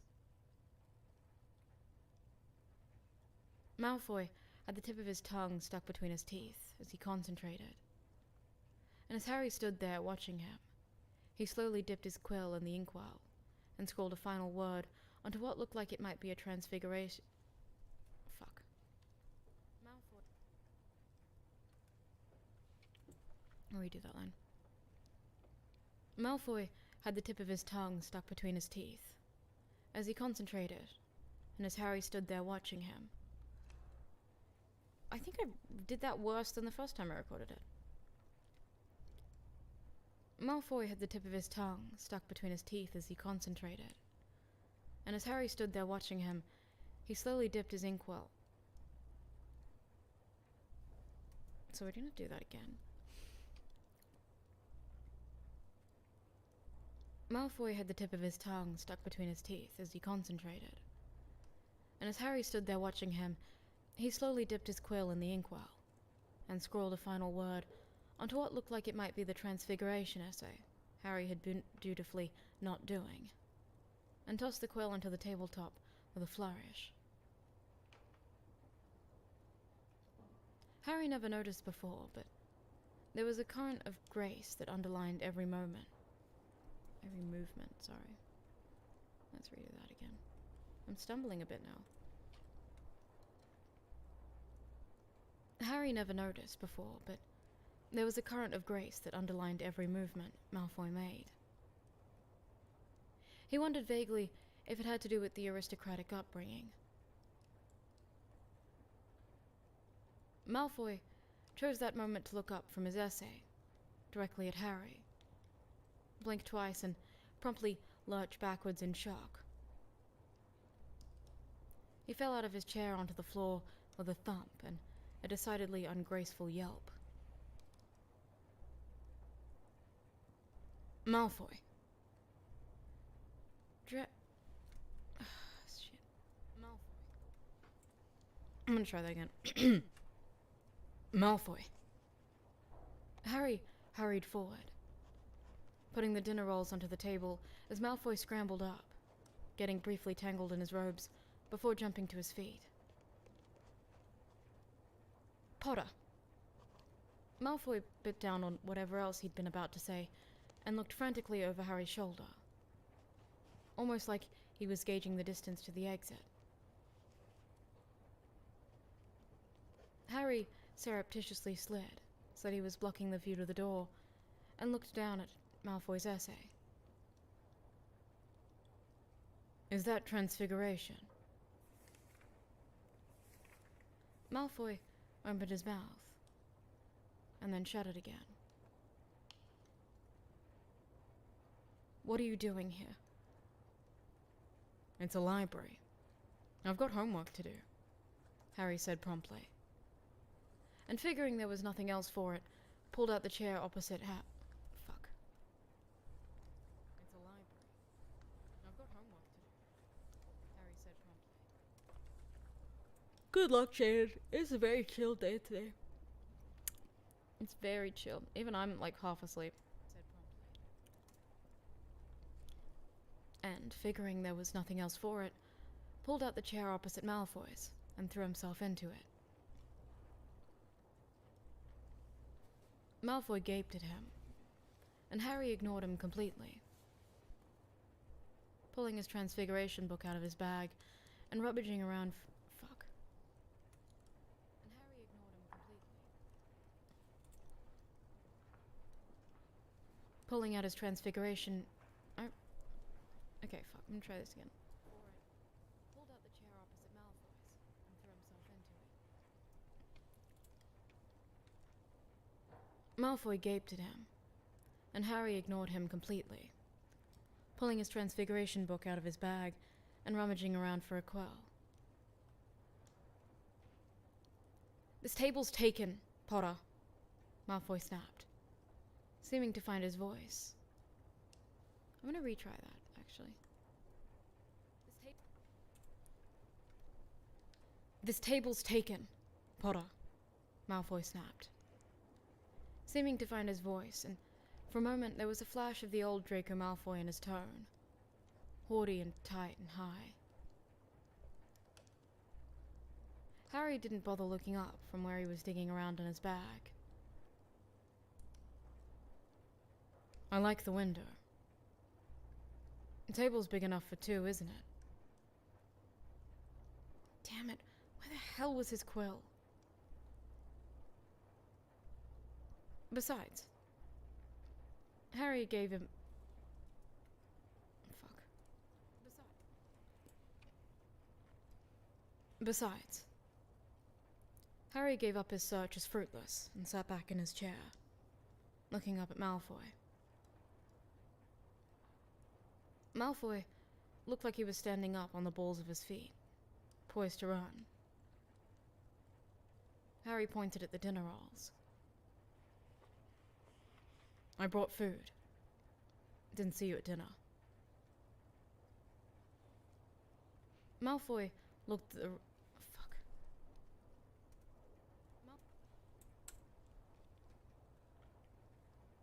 Malfoy looked at the rolls for a long moment.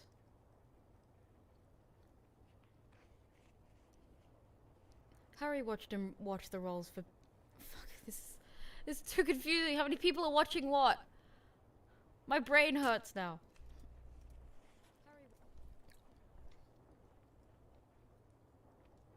Harry watched him watch the rolls for a beat, then nudged Malfoy's empty chair backwards, away from the table with his foot. Malfoy looked up at the chair, and at Harry. I switched them. Then nudged Malfoy looked at the chair, then up at Harry. Harry raised an eyebrow and nodded at the chair. After a very long pause, Malfoy sat gingerly on the edge of his chair. Harry leaned forward and plucked a roll off the table. He plucked the roll down on Malfoy's half of the table. Here, that's for you. I don't... Also, you haven't got a spare quill, have you? Seem to have forgotten mine. Spare quill. Yeah.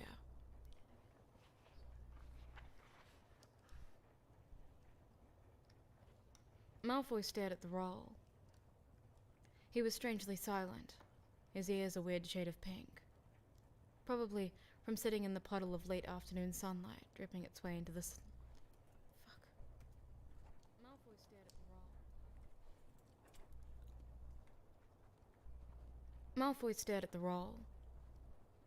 He was strangely silent, his ears a weird shade of pink. Probably from sitting in the puddle of late afternoon sunlight dripping its way into the library from the bay window. Harry realized, suddenly and a little guiltily, that Malfoy looked, well, uncomfortable.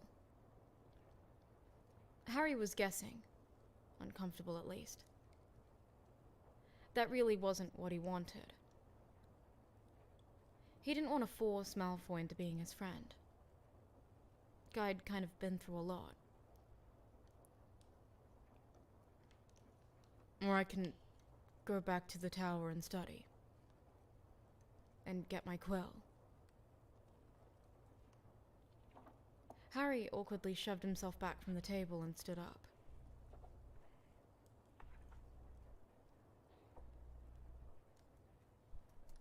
Okay, hold on.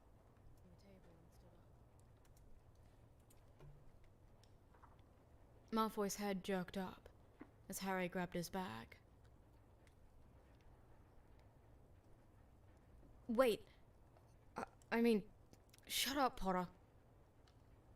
You're already here. Just sit down. Harry paused, bag slung over his shoulder. You sure? I can go. I get that I'm probably not the person you really want to spend your off time with. Malfoy gritted his teeth and looked away.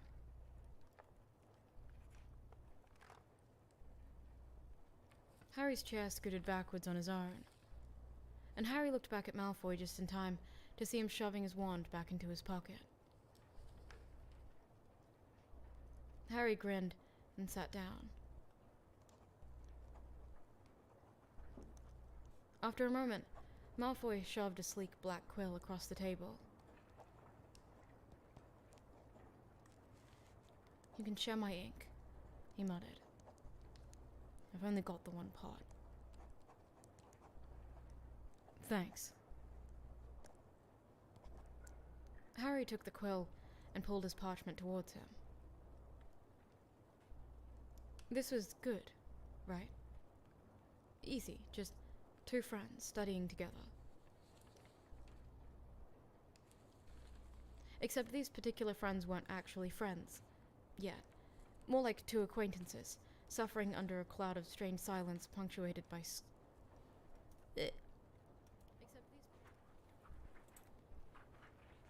Except these particular friends weren't actually friends. Yet. More like two acquaintances, suffering under a cloud of strange silence punctuated by quill scratches. Except that didn't quite roll off the tongue quite as well, so friends it was. Except Harry was pretty sure he was the only one riding. He chanced to glance up at Malfoy and caught the other boy staring at him. What? Nothing. Okay. Shut up. I didn't say anything.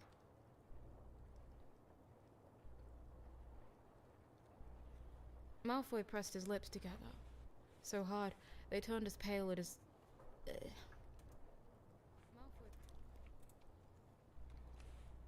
Malfoy pressed his lips together so hard they turned as pale as his hair, and snatched up one of the dinner rolls.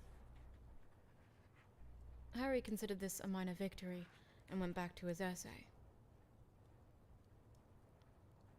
He'd only written a few words before Malfoy spoke again. It's sunny. Harry glanced up. Malfoy was scowling at the tabletop, and it took Harry a long beat to realize that Malfoy was trying to make conversation.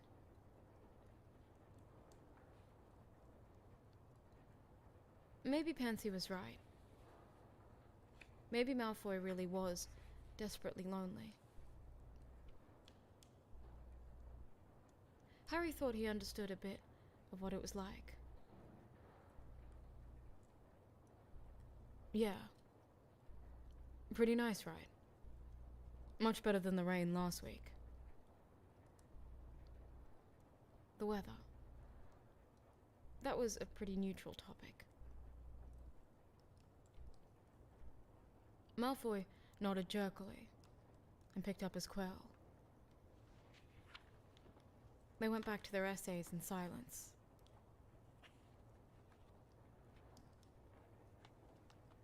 They worked on their homework in a quiet punctuated only by the scratching of quills and the occasional cough. After a moment, Harry actually began to get some of his work done. There was always something about working on homework together with another person that made him feel more productive. He went to dip Malfoy's borrowed quill into the ink, and the tip of his quill knocked against Malfoy's, as he also went for the ink pot. Harry snorted. On guard. He made his quill play fight with Malfoy's for a moment, batting it out of the way before dipping the tip into the ink. Malfoy spluttered. It's my ink, Potter. Did you just... How old are you? Harry snickered, bending his head to his essay so Malfoy couldn't see him laughing. He chanced to glance upwards and was delighted to see Malfoy looking flabbergasted. Flubberworm got your tongue, Malfoy, he teased, sitting back in his chair. Don't be upset, I'm better at quill fights. You're a child.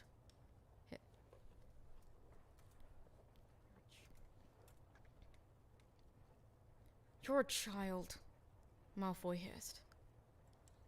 But he didn't look angry. Some of the tension in his shoulders had eased, and Harry was pleased to see that the dinner rolls he'd brought were nothing but crumbs. He shrugged and bent back to his essay. He'd written all of a word and a half when something splattered across his parchment.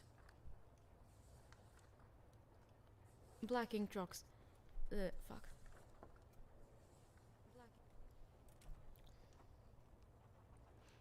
Black ink drops splotched his essay. Black ink drop...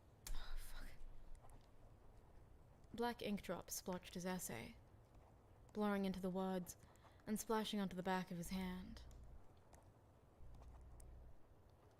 Harry stared at the black dots, dumbfounded. Hey! He looked up just in time to see Malfoy going about his work with almost too much focus, and couldn't help the grin that spread across his face. Oh, really? Malfoy glanced up at him as Harry was jabbing the tip of his ink.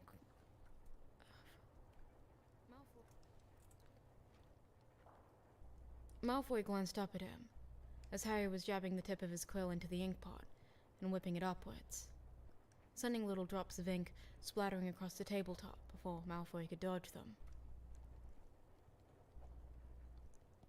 Ink dotted Malfoy's face, and for a moment, Draco Malfoy blinked owlishly at him, grey eyes wide.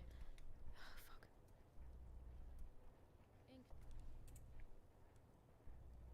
Ink dotted. Okay, try again.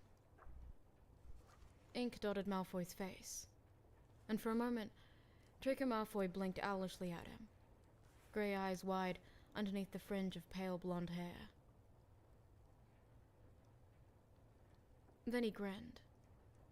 But this wasn't a grin Harry'd ever seen on Malfoy's face before. This one was bright and cunning, and it spelled danger with every curve and dimple. Harry's stomach gave a sudden but not unpleasant dip as Malfoy grabbed the ink pot. Oh, fuck.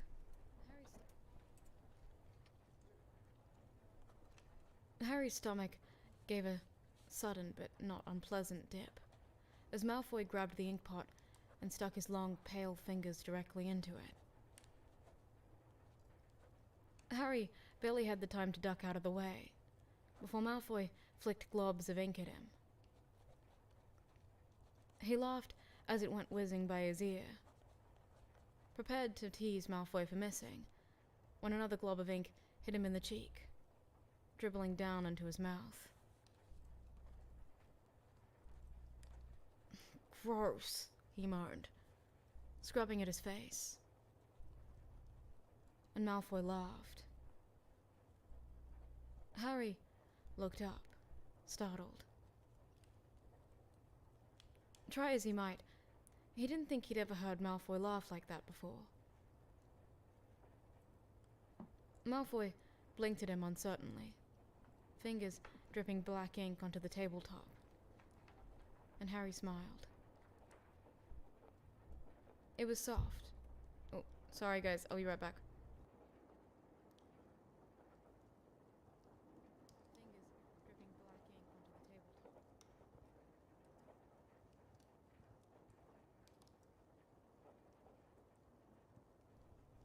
Sorry, I just had to make sure the person who lives with me knew that I was streaming. And Harry smiled. It was soft. He felt it on his face. Far too soft for this new fragile friendship, but to hell with it. He wanted to wipe that uncertain look off Malfoy's face. He wanted the bright grin and the laughter back. I'll be right back. They're way too loud. I'll be right back.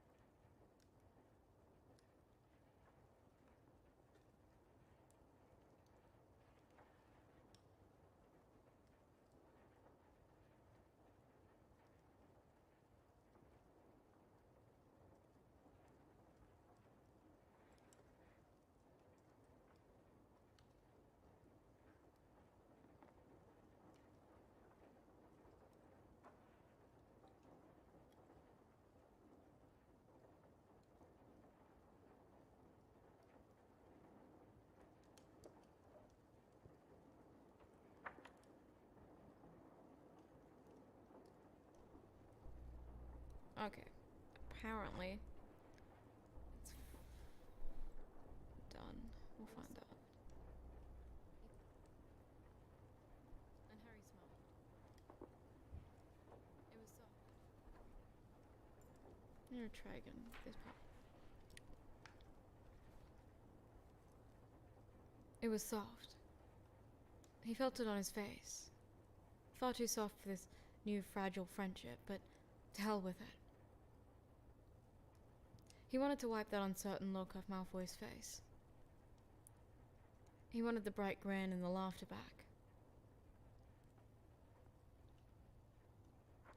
You should smile like that more, he said, before he could think better of it. Malfoy turned to Scarlet. No.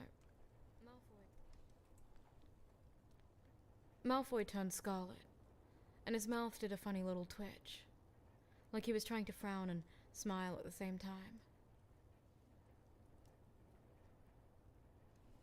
Okay, I'm gonna get back up.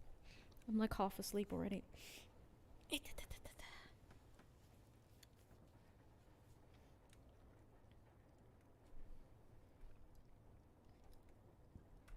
Okay.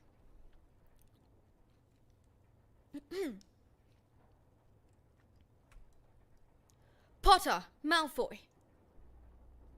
Harry winced. Madame Pin stood behind them, scowling, hands on her hips. Look at the state of this! Clean it up right now and get out of my library. Clearly you're done studying for the evening. Harry met Malfoy's eyes, and the two boys shared a brief conspiratorial look. Malfoy pulled his wand out of his bag and waved it over the table. Scorgify. The ink splatters vanished from the table, and Pince watched them gather up their belongings and head out of the library. They made it all the way into the corridor, before Harry dissolved into laughter. I can't believe you got us kicked out of the library. I'm gonna try that again. I can't believe you got us kicked out of the library. I got us kicked out, Malfoy demanded, hoisting his bag up on his shoulder. You're the one who burst in and disturbed my peace. Hey, you globbed the first ink glob. Glob is not a verb, Potter. Harlan's beard. His too. I just used it. Malfoy rolled his eyes so hard, Harry was mildly surprised he didn't pull a muscle. Then he glanced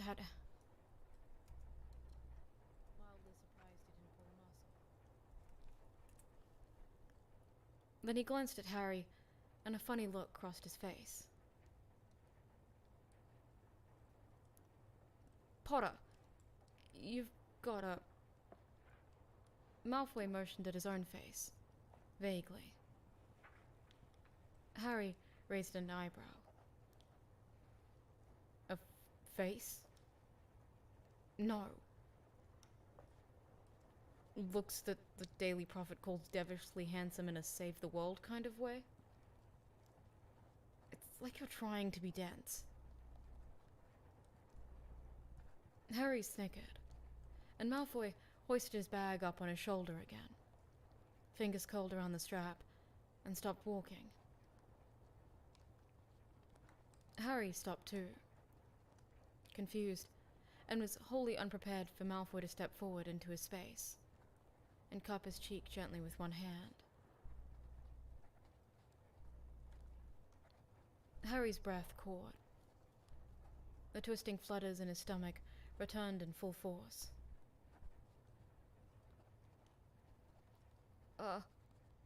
He began, weakly. But Malfoy ignored him. Dimly, Harry noticed the tips of Malfoy's ears were bright pink. Had his eyes always been that particular shade of grey? He'd never noticed. You've got ink, Malfoy said, voice a bit strangled, and swiped his thumb across Harry's cheek. Harry's stomach did a black flip, guys. It's this new form of acrobatics. Harry's stomach did a backflip, and a sudden thought crystallized in his brain that maybe Pansy Parkinson had seen something that he'd missed. He said again, and Malfoy jerked backwards. It was only then that Harry realized they'd been swaying unconsciously towards each other. I'm going to bed, Malfoy snapped, taking several steps backwards away from Harry. Alone, you can't come. Harry blinked.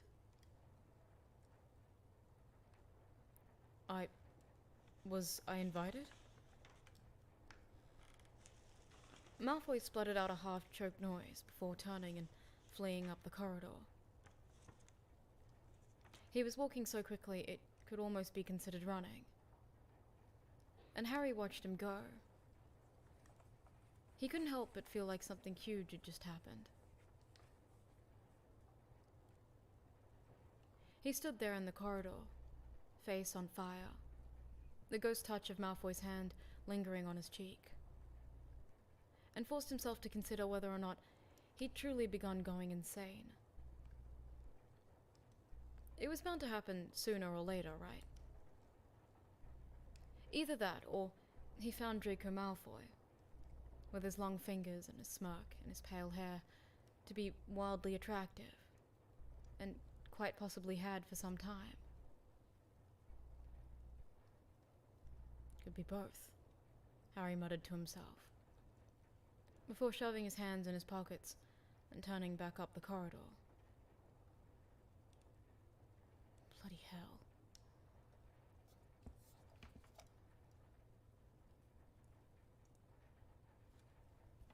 This figure's so cute. Ah! Okay. It's so hard trying not to like scream in the middle of like reading really cute moments. But that's really adorable. Ah! Okay. Let's continue. I'm focusing. I'm in the zone. I'm in my zone, guys.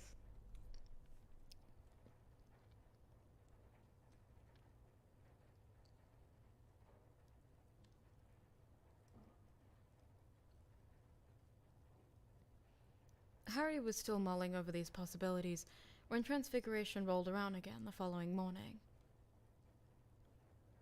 So far, after a night and a breakfast of considering it, he was pretty sure he found Malfoy attractive. But then, who wouldn't? You didn't have to look twice to see beauty in Draco Malfoy. He shook his head sharply, trying to clear it, but it was no use. Each time his mind drifted, it was to afternoon sunshine and an unfamiliar laugh. Figuring there was nothing else for it, Harry paced back and forth in front of the entrance to the dungeons, where he knew the Slytherins had to pass by, waiting until he spotted Pansy Parkinson heading up the stairs. "Pansy!" he hissed, leaping out from where he'd been skulking. "Merlin's bloody ass!" Pansy yelped, hand flying to her chest. "What the hell, Potter? Are you trying to give me a heart attack?" "Sorry." Harry looked around before grabbing her arm and tugging her off to the side. "Just... how did you know?" Pansy stared at him like he'd grown an extra set of ears. "Excuse me? How did you know that that Malfoy was..." "Spit it out, Potter. I've got places to be." Harry lowered his voice. "How did you know I fancied Malfoy?"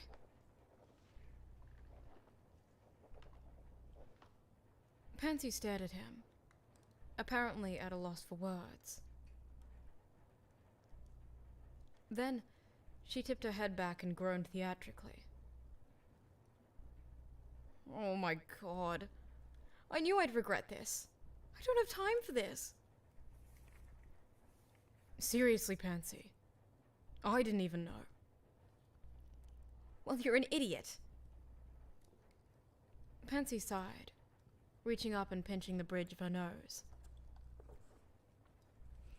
Explain to me, Potter, how such an oblivious fool managed to stop he who must not be named twice.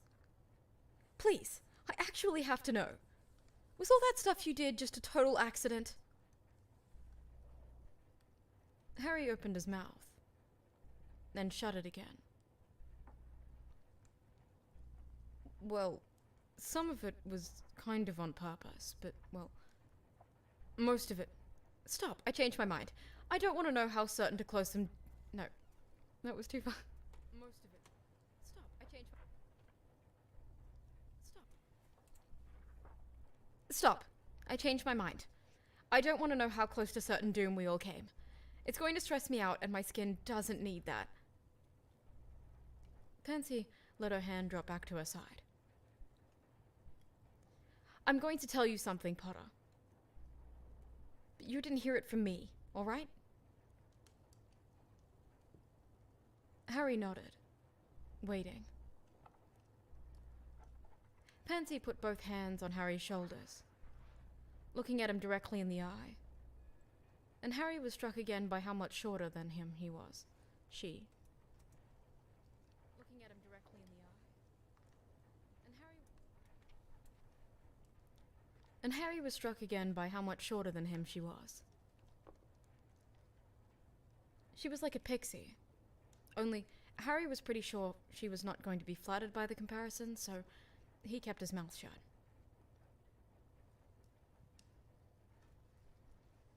Draco Malfoy is avoiding you because he fancies you. And he has since we were like 11. Harry blinked.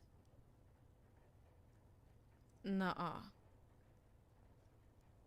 Pansy rolled her eyes. Yeah. Now, maybe instead of coming to find me to talk about your suddenly realized feelings, you could go find him, snog the living daylights out of him, and I can stop coming back to the common room every night and having to listen to him... Oh, hold on. Yeah. I'm gonna redo that, because I think I missed a line. Yeah. Now, maybe, instead of coming to find me to talk about your suddenly realized feelings, you could go find him, snog the living daylights out of him, and I can stop coming back to the common room every night and having to listen to him mope about, whining about how you'll never even look at him twice because you probably hate him, blah blah blah, dark mark, etc. Harry held up a single pointer finger.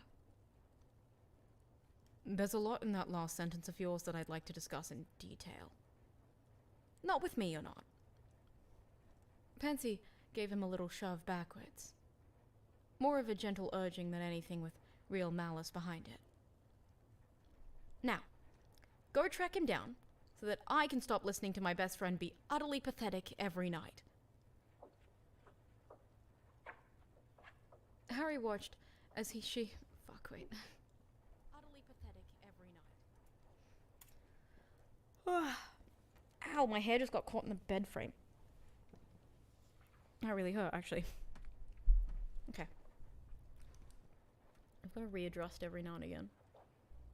Otherwise, your body starts hurting. Big brain shit.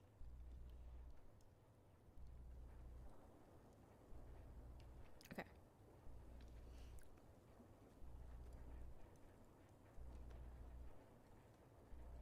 Harry watched as she headed off across the entrance hall towards the stairs.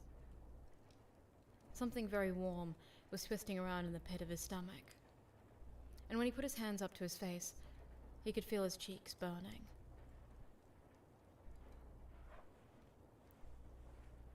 Draco Malfoy fancied him? A memory prodded at the back of his mind. A memory of Draco's pale face, wide-eyed and clearly terrified, leaning over his. Well, Draco. Wait, is it Voldemort or Narcissa in that situation, or is it Bellatrix? I don't remember. Let's just do a very regular, average voice so no one can tell me I got the wrong character. Yeah, this is smart. Well, Draco. I can't be sure. Bloody hell. Harry looked around the empty entrance hall before heading for the stairs himself. He checked the library, then maybe a few of the empty classrooms. Hopefully, Hogwarts would help him out on this one. If Draco didn't want to be found, Harry wasn't likely to just stumble upon his hiding place. Plus, he could be in his own common room. Although, with the way Pansy had pushed him at the stairs, Harry wasn't betting on that one. He took the stairs 2 at a time, lost in his own thoughts. Harry was just sort of realizing his own feelings at this point, but Pansy had made it sound like Draco had been feeling this for a long time. Harry didn't want to scare Draco off by suddenly coming on strong and over the top. But then, what was he supposed to do? The more Harry thought about it, the more he very much wanted to take Draco's face in his hands, probably.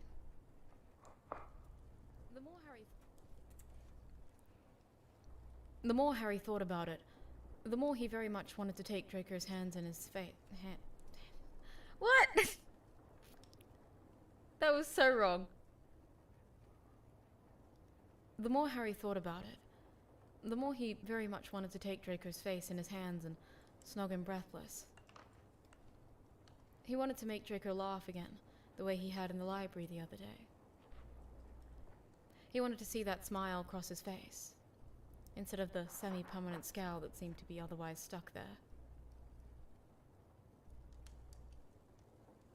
Harry stopped dead in the center of the corridor, a thought striking him with all the force of a stupefy. "I'm going to woo him," he said. The words as firm as anything Harry Potter had ever declared before. "You're going to what?"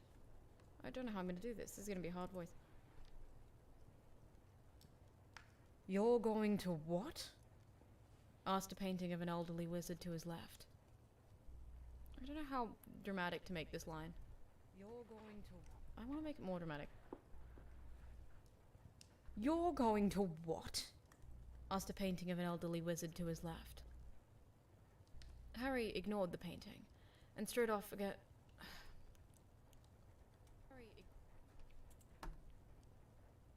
Harry ignored the painting and strode off down the corridor again, this time with renewed purpose in his steps.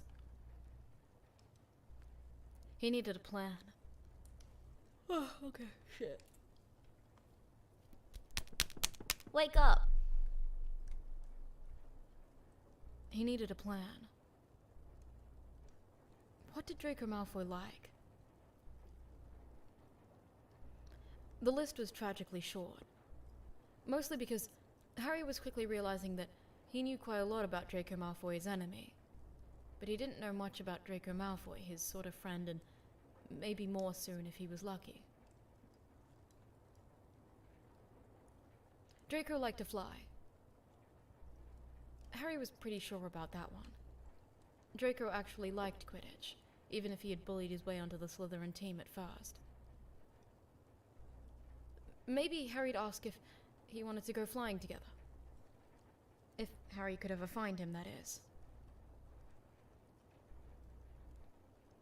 He wandered the corridors for a while, peeking into random rooms, but there was nothing for it, so he trudged back to the Gryffindor common room, plans swirling in his brain.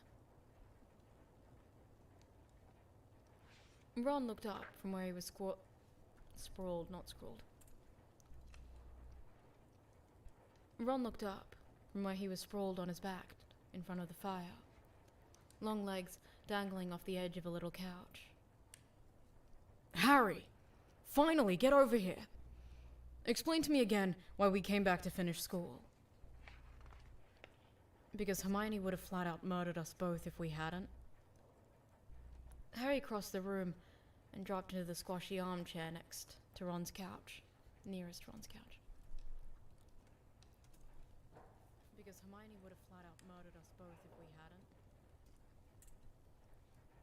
Harry crossed the room and dropped into the squashy armchair nearest Ron's couch. And we didn't survive an entire war to get murdered by your girlfriend. Ron grinned at him, his head lolling off the edge of the cushion, so he was hanging upside down. Fair.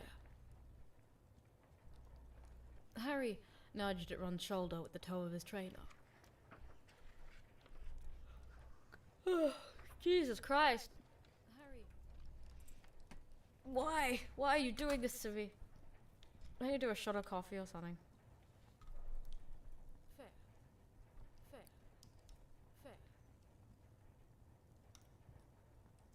Fair. Okay. Hold on. We're at more than halfway now. I'm gonna take a quick 5-minute break. I'm gonna go find coffee. I'm gonna be right back. Probably. Like 2 minutes. 2 minutes. I'll be back.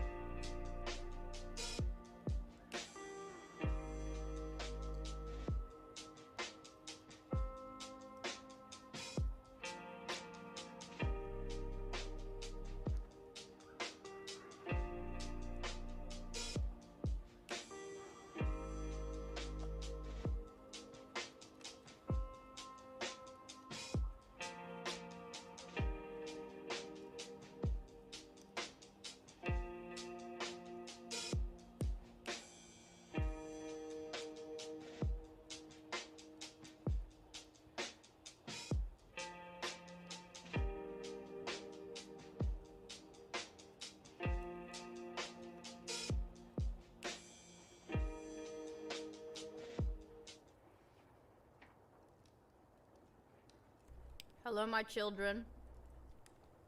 Have you been good? Did I find coffee? No, I did not. But I did find chili chips. I don't think they'll wake me up. Oops. Oh my god, what the fuck happened in chat? Oh, it's Jaden. Yuri forced you to be here. Nice to meet you, Fresh Air. It's good to know that everyone's forcing more people into this chat.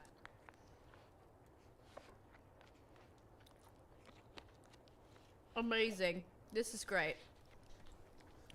It's even better if no one's here. Please refer to me only as Daddy or Your Highness. I will not accept any other nicknames. Thank you. Anyway, we're meant to be recording, technically speaking. So we should do that. Let's do that.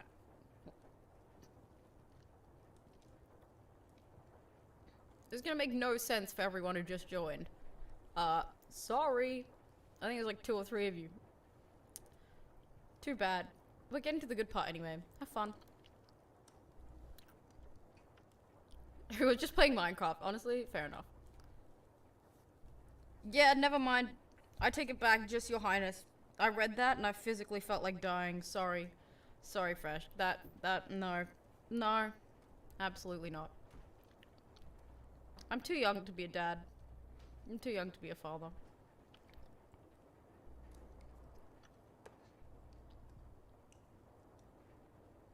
Harry nudged at Ron's shoulder with the toe of his trainer. Get back up here before you fall on your head. Ron groaned. Ew. Ron groaned and hoisted himself back up onto the couch.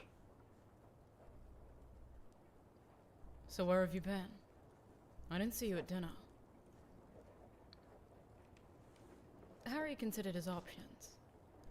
Option 1 was, of course, to lie, but lying to Ron had never really worked out in his favor before. Option 2, however, was to confess to Ron that he'd sort of started wanting to snog Draco Malfoy. And while many things had physically could not call anyone daddy, it would kill me. Yeah, I don't know how Ace just did that. Option 2, however. One more go. Okay. Alrighty, Your Highness. See, that's fine. I'm okay with that. That's cool. Option 2, however, was to confess to Ron that he'd sort of started wanting to snog Draco Malfoy. And while many things had certainly changed since they'd come back, Ron's distaste for the entire Malfoy family wasn't one of them.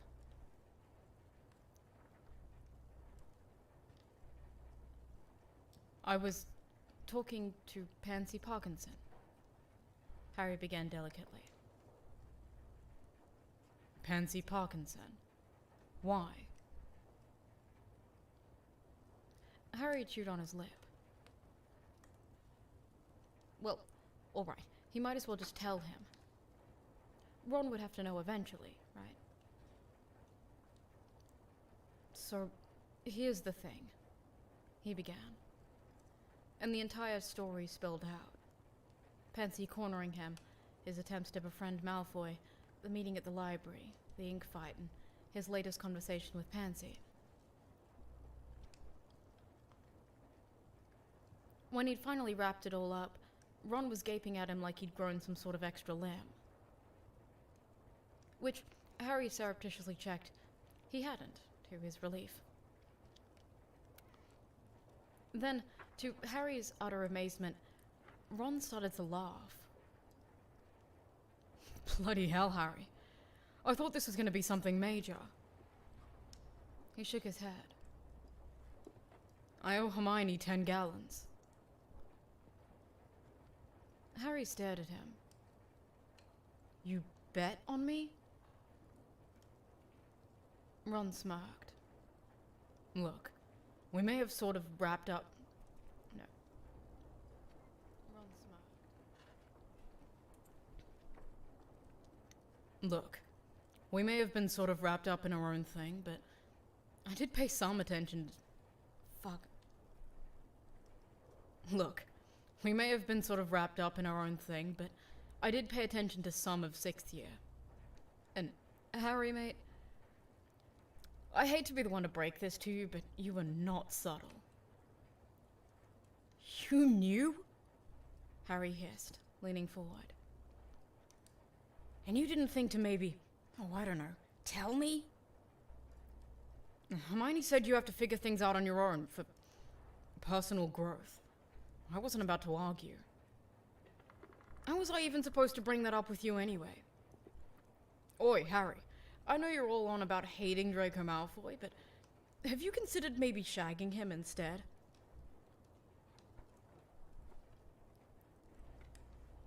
Ace? It's a fictional currency! Who gives a fuck how it's pronounced?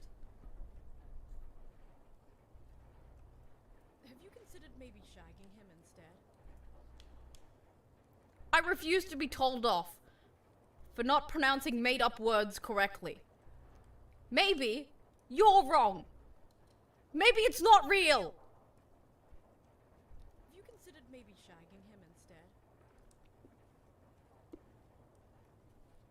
Also, I really don't want to go back and edit it. I'm really lazy. Like, I'm really lazy, Ace. Don't do this to me. You can't tell me it's wrong. Then I have to go back and change it. And I'm already like 10 sentences in now. And it's just too much work. Ugh. Ugh. Maybe it's Maybelline. Maybe it's Maybelline. Instead. It's gallons now. I stand by that. I don't care. No one can tell me off for that. It's not real.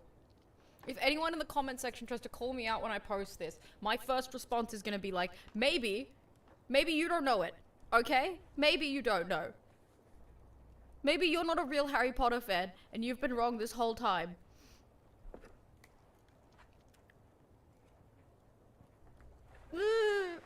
Okay, you know what? Someone's gonna get on my ass about literally everything else, so it's fine. You considered maybe shagging him instead? Maybe I'm just Australian. Guys. I didn't pronounce it wrong, I'm just Australian. You just gotta get used to it. We're just like that, you know?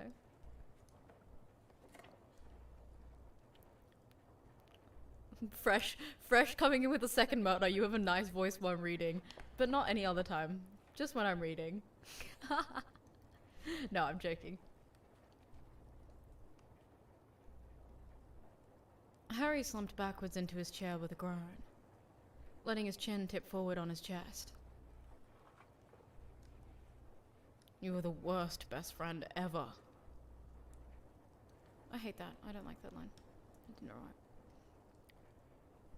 You were the worst best friend ever. Ron rolled his eyes.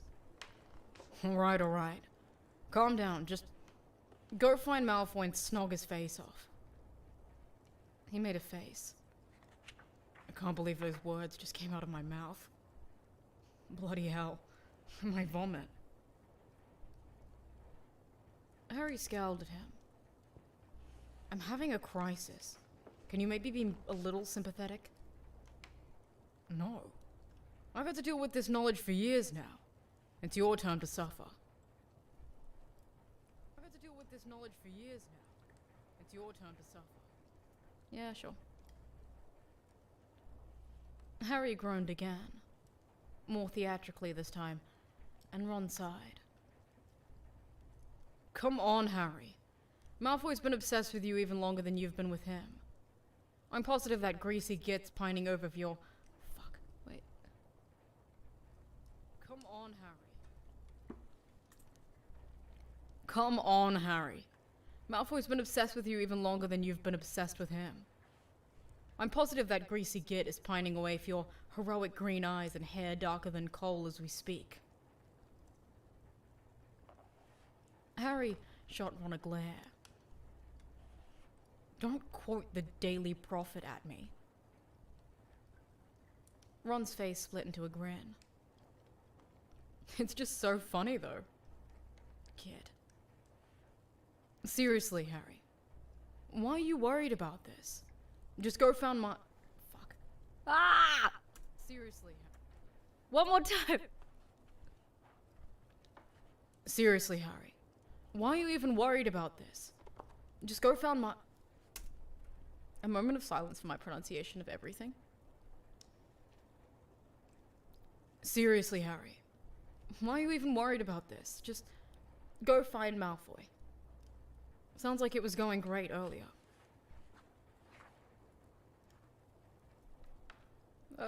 Finally, I got that sentence down. Okay. Hello, Devaney. Let me know if I'm pronouncing that wrong. I think I got it right though. Hello, welcome to the stream. I finally made it to my own stream as well. Like it was going great. It took me, what, 3 weeks?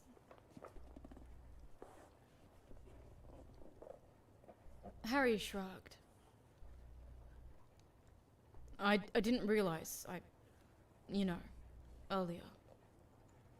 Wanted to snog him so hard even his gelled hair stands up on end.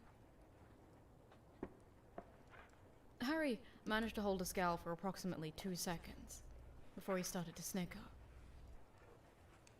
That set Ron off, and before they knew it, they were laughing hysterically in front of the fireplace. Where's... Harry gasped, trying to drag enough air... Where's... Harry gasped. Me struggling with random sentences is pissing me off. Harry gasped, trying to drag enough air into his lungs to form a sentence. Where's... Hermione's time turner? I gotta go back and tell first year Harry some stuff. Ron reached up, trying to wipe away the tears welling in his eyes. Oh yeah, sure. Don't go tell... Fuck.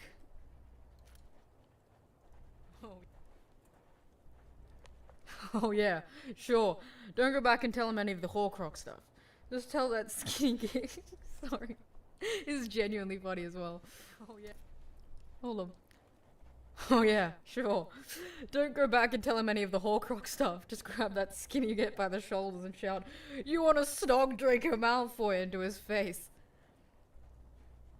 Harry slid down in the armchair, reaching under his glasses and rubbing his eyes. His stomach hurt from laughing. And in that moment, he was wildly grateful that Ron Weasley had sat down next to him on the Hogwarts Express all those years ago and offered him part of a mushed up sandwich.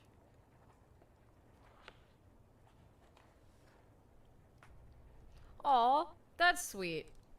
You forced Yuri to read everything for— That's adorable. That's true friendship. Sandwich. I've just got to, like, assert dominance by just gaslighting everyone into believing all of my pronunciations are correct. Part of a mushed up sandwich. Then I'll win. Can't relate. Literally cannot relate. Okay, 2 days ago, I went to karaoke for, like, a while. Like, more than a couple of hours from memory. And I'm fine. I sang every song. I'm good. Didn't hurt at all. I don't know, I'm just built different. Part of a mushed up. Or maybe I'm just really used to, like, talking and singing non-stop. It's probably that.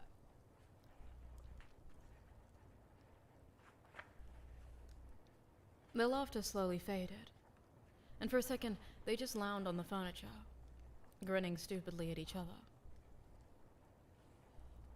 And then, Ron's grin changed into something a little softer. Seriously, Harry. Get out of here and finish this. Harry sighed and shoved himself up and out the door. No. Harry sighed. Harry sighed and shoved himself up and out of the chair. Oh, that's me editing, because I edit as I go. So it's just me checking where I am or checking, like, previous recordings. That's, like, my voice echoing. Do you think you can sell what? You can cook and sell your...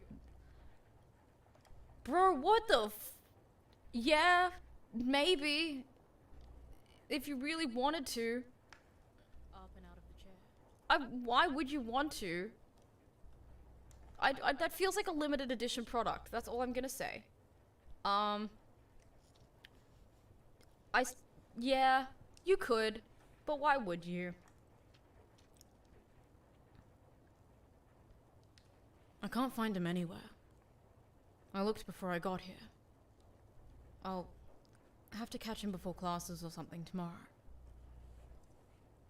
There you go, Ron said, standing up and shoving his homework into his bag. Brilliant. Do that, then come find me and tell me all about how it went. I promise to only gag 3 times, total. Harry shoved at his shoulder, and together they headed for the stairs leading up to the dormitory. But as Harry climbed into bed that night, Ron's snores already filling the room with a familiar, rumbling snuffle, he couldn't quite dredge up Ron's confidence. Even if Ron had... Even if what Ron had been saying was true, about Draco being obsessed with him long before Harry'd stopped hating him with so much fervor, wasn't it possible that he'd missed his chance? That Draco Malfoy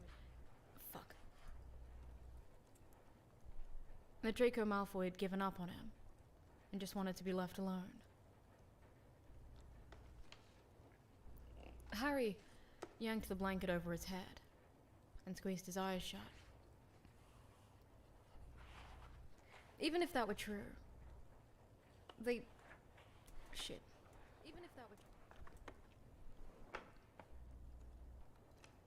Even if that were true, they didn't have to stop from... Fucking hell. Even if that were true, that didn't have to stop him from being friends with the guy, did it? He thought again about the ink fight in the library, and smiled to himself in the darkness.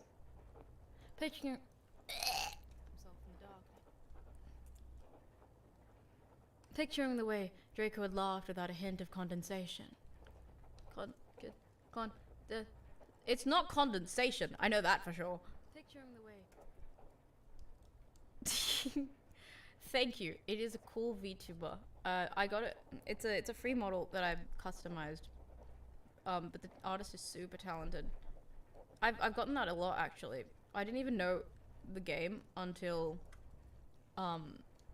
someone mentioned it in chat, like on my first stream. And smiled to himself in the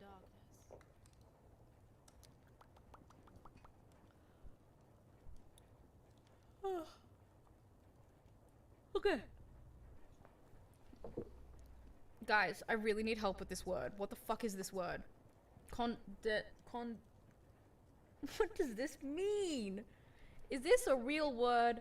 I ain't never heard this word. What did you do, Jaden? What do you need help with now?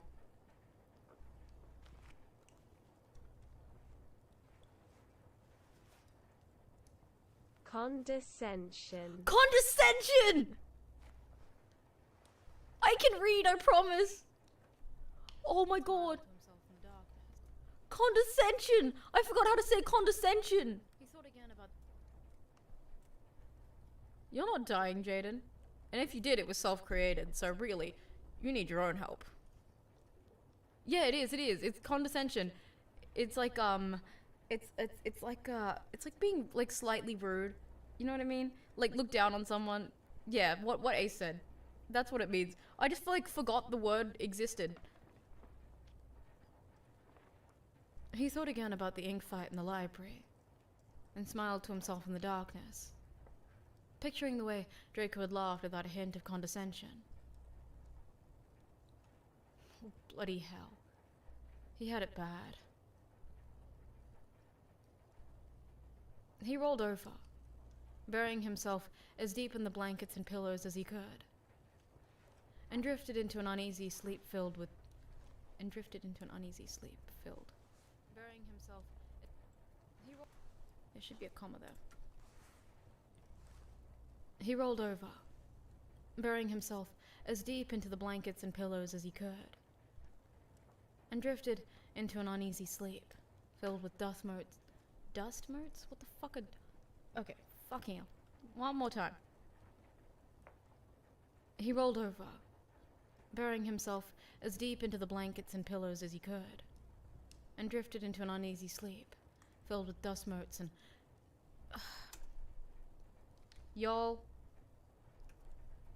my brain hurts. I think I really failed that again. Okay, one more time. One more time. He rolled over, burying himself as deep into the blankets and pillow as he could, and drifted into an uneasy sleep, filled with dust motes drifting through golden sunlight, and snatches of bright, surprised laughter.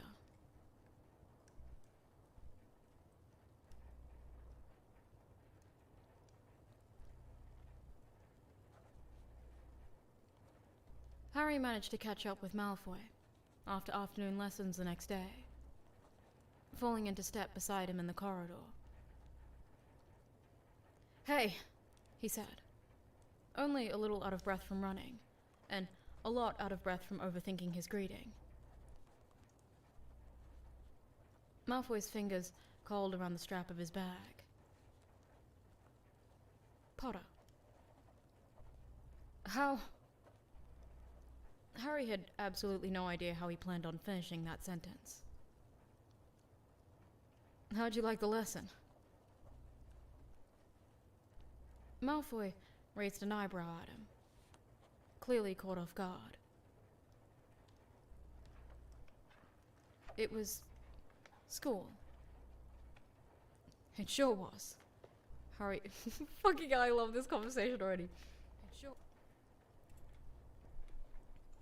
It sure was, Harry agreed, and wondered if it was too early in this whole thing to throw himself off the astronomy tower.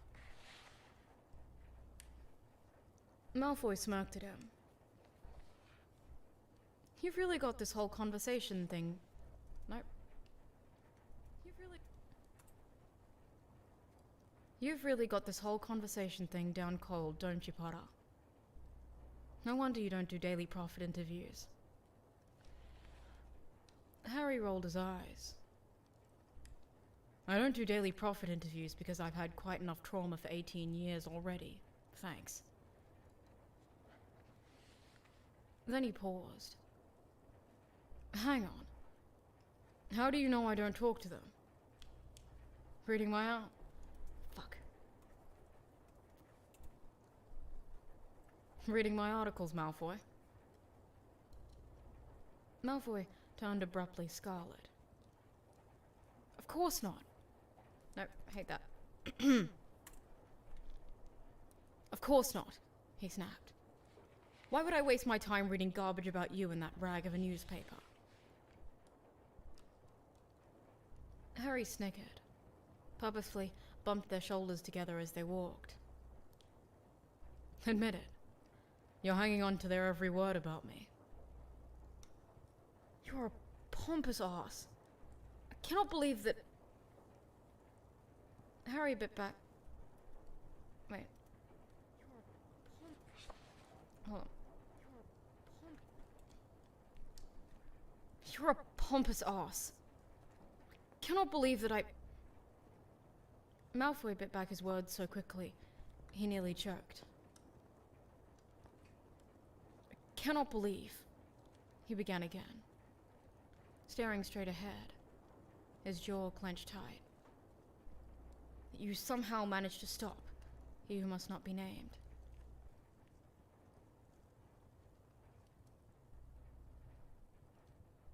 "Yuri, the reason is Jaden is an attention seeker. He's really trying to grab onto something that everyone can collectively hate him for, which is honestly pretty sad. Let's all type one compliment about Jaden in the chat, as backhanded as it might be." "You somehow managed to stop, he who must not be named." I'll start. Jaden is persistent. What does that mean? I don't know. Take that any which way you want. It's just a fact. You're welcome, guys.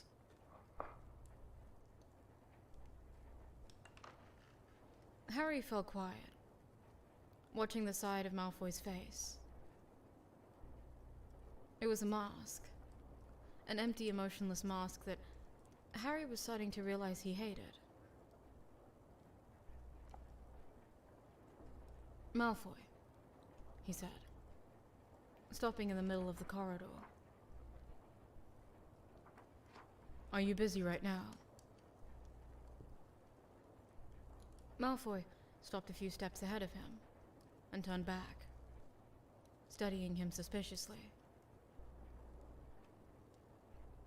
Harry shrugged. His heartbeat ratcheted up a few notches, and he thought back to Ron rolling his eyes in the common room and telling him to go for it. And then, strangely, he thought back to being 14-year-old. No.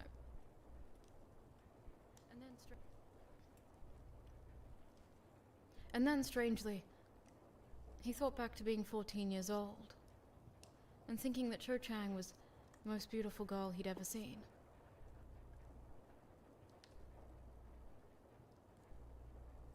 Want to go flying? No, that's not a question, that's a statement. One more time. Want to go flying?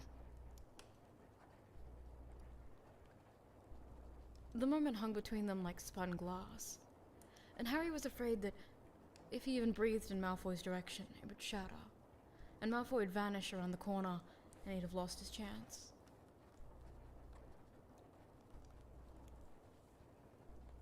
Malfoy stared at him, face completely blank. Fingers curled around the strap of his bag so tightly that his knuckles were white. Then he bit his lower lip, sucked in a breath, and said, "All right."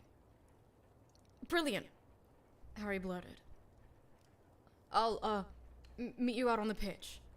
15 minutes then?"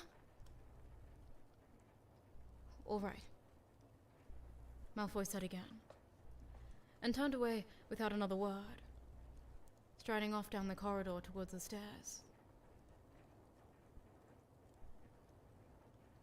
Harry stared after him for a beat, maybe two, before he spun around, nearly tripping over the ragged toe of his trainer, and sprinted down the corridor in the opposite direction.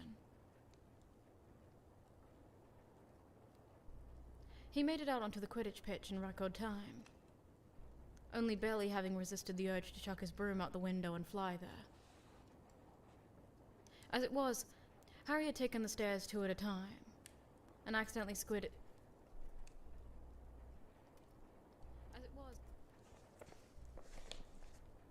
As it was, Harry had taken the stairs two at a time, and accidentally skidded straight through one of the ghosts, shouting a garbled apology over his shoulder as he stumbled down the stairs out into the grounds. The sun was starting to set, painting the rolling castle grounds with a deep fiery light. And Harry grinned up into the sky as the wind picked up and rustled through his hair. An absolutely perfect afternoon to get some flying in. He mounted his broom and kicked off, flying in lazy loops around and around the pitch, letting his mind drift and his body take over. For a brilliantly crystal clear moment, Harry's entire world fell away, and the only thing he felt was the rush of air over his hands and face, the burn in his muscles, and the drop in his gut, as the world came rushing at him just before he pulled out of a dive. Up here, he wasn't Harry Potter, the boy who lived twice, hero of the wizarding world and savior of millions. He wasn't Harry Potter, where is he now, and Harry Potter, the unknown story behind the boy who lived. Up here, he was just Harry, a boy in thick glasses who tripped over his words and sometimes his feet, and who scribbled at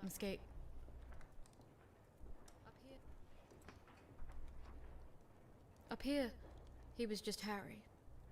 A boy in thick glasses who tripped over his words and sometimes his feet, and who scribbled out mistakes on essays and spilled marmalade on his shirt during breakfast. Up here, he was just a boy who liked to fly.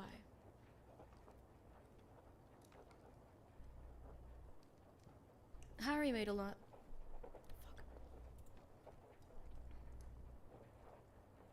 Harry made another large loop around the end of the pitch, and when he turned back towards the castle, he spotted a figure down on the grass, pale face tipped upwards towards him.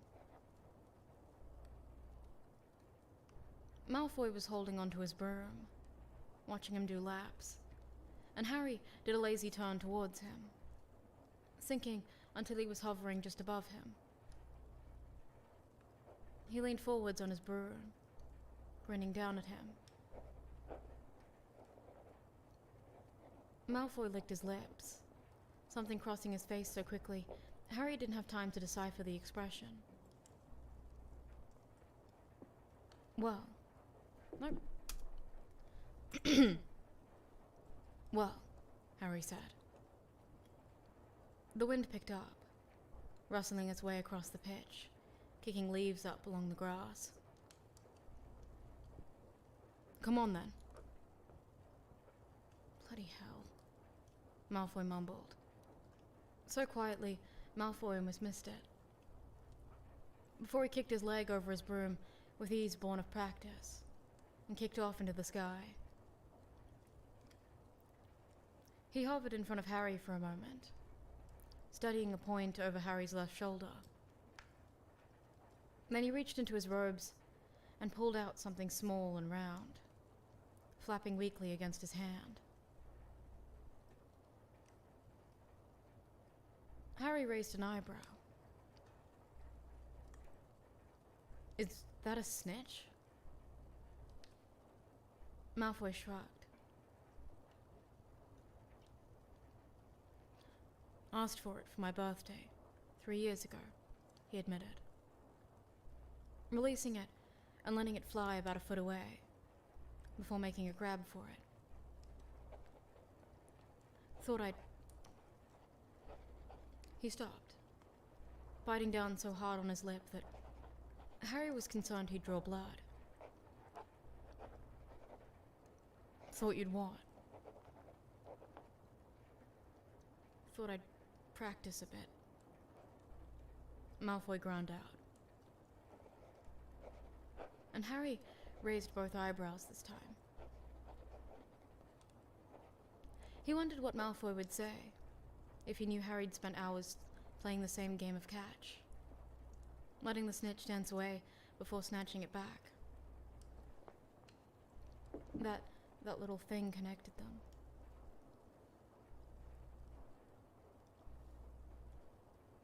Looks like it worked. Nope, hate that. Looks like it worked, Harry said finally, watching Malfoy stand out on... Ugh, fucking hell. Don't do it again. Looks like it worked, Harry said finally, watching Malfoy stare down at the snitch in his hand. Catching it likes that. Oh, fuck. Catching it like that's bloody tough. Malfoy shot him a scowl. Don't patronize me, Potter. I'm not, you kid. I'm serious. Harry pulled up his broom a bit, putting a little distance between them. Want to race for it? That was so Australian. What the fuck was that line? That was even more Australian than my regular accent. Want to race for it? It's still Australian. You know what? I'm just going to accept it. I am Australian. That's just how it works. Want to race for it? Malfoy looked at him, then at the snitch in his hand, and back at Harry. A tiny grin crept onto his face, and Harry felt his stomach clench in a way that had nothing to do with the height or the wind. If you think you can keep up with me, Potter, Malfoy said airily, then opened his hand. The snitch took off, fluttering a bit away, and they watched it pick up speed, zipping off into the distance. Go! Harry called, and shot off towards the other end of the pitch, making it as if he'd seen exactly where the snitch had gone. There had been a time when that would have worked, but...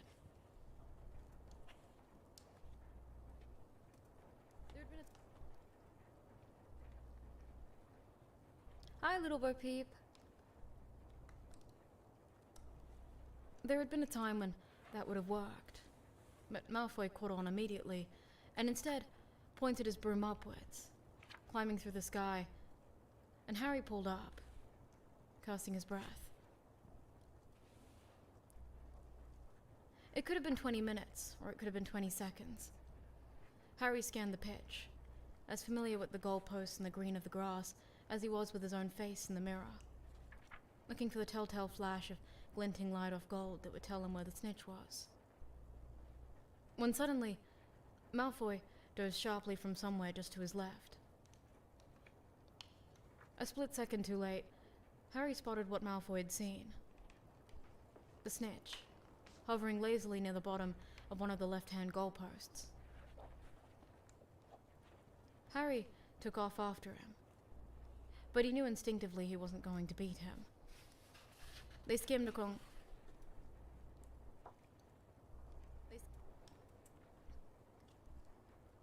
They skimmed along the grass at breakneck speed, half a broom length apart, wind biting at their skin. And Harry watched as Malfoy leaned out over his broom, fingers outstretched and snatching up the snitch. I think I did that wrong anyway. They skimmed along the grass at... Yeah, I'm gonna try it again.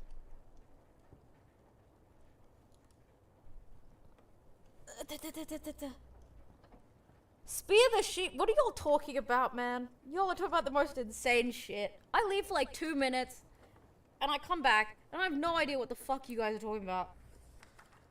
I swear y'all are having like a different conversation in your brain.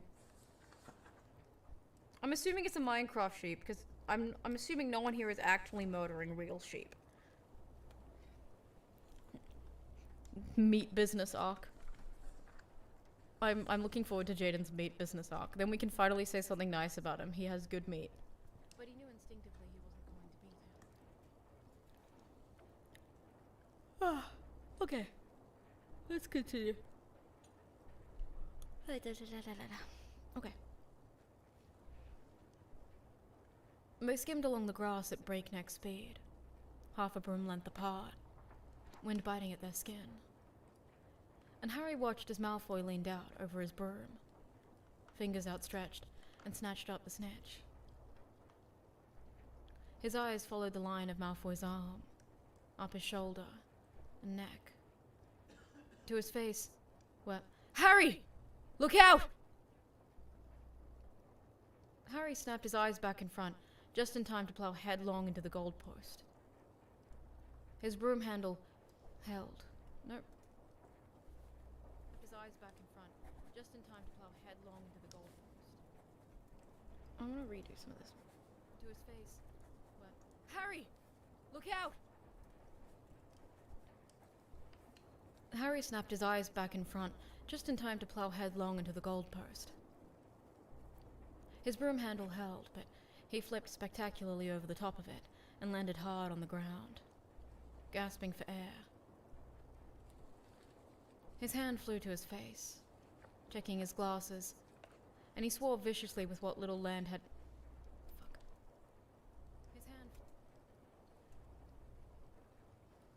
His hand flew to his face, checking his glasses, and he swore viciously with what little wind hadn't been knocked out of him because, for fuck's sake, he'd broken his damn glasses again.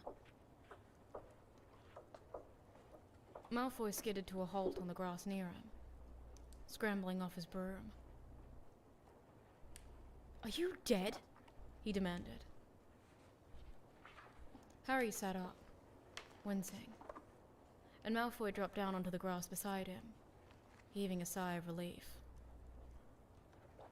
Potter, I swear, if you had crashed your broom and killed yourself flying alone with me, and I had to go find bloody McGonagall and tell her, excuse me, Professor, but Harry's gone and died. No, I swear it wasn't me, the former Death Eater, who did it, but the boy hero himself. Yes, crashed his broom right into the goalpost. That's right. You'd better hope you can't come back as a castle ghost, because I would have had to find a way to bloody murder you. Yes, crashed his broom right into the goalpost. I'm gonna try that last part again. Yes, crashed his broom right into the goalpost. That's right. You'd better hope you didn't come back as a castle ghost, because I would have had to find a way to bloody murder you.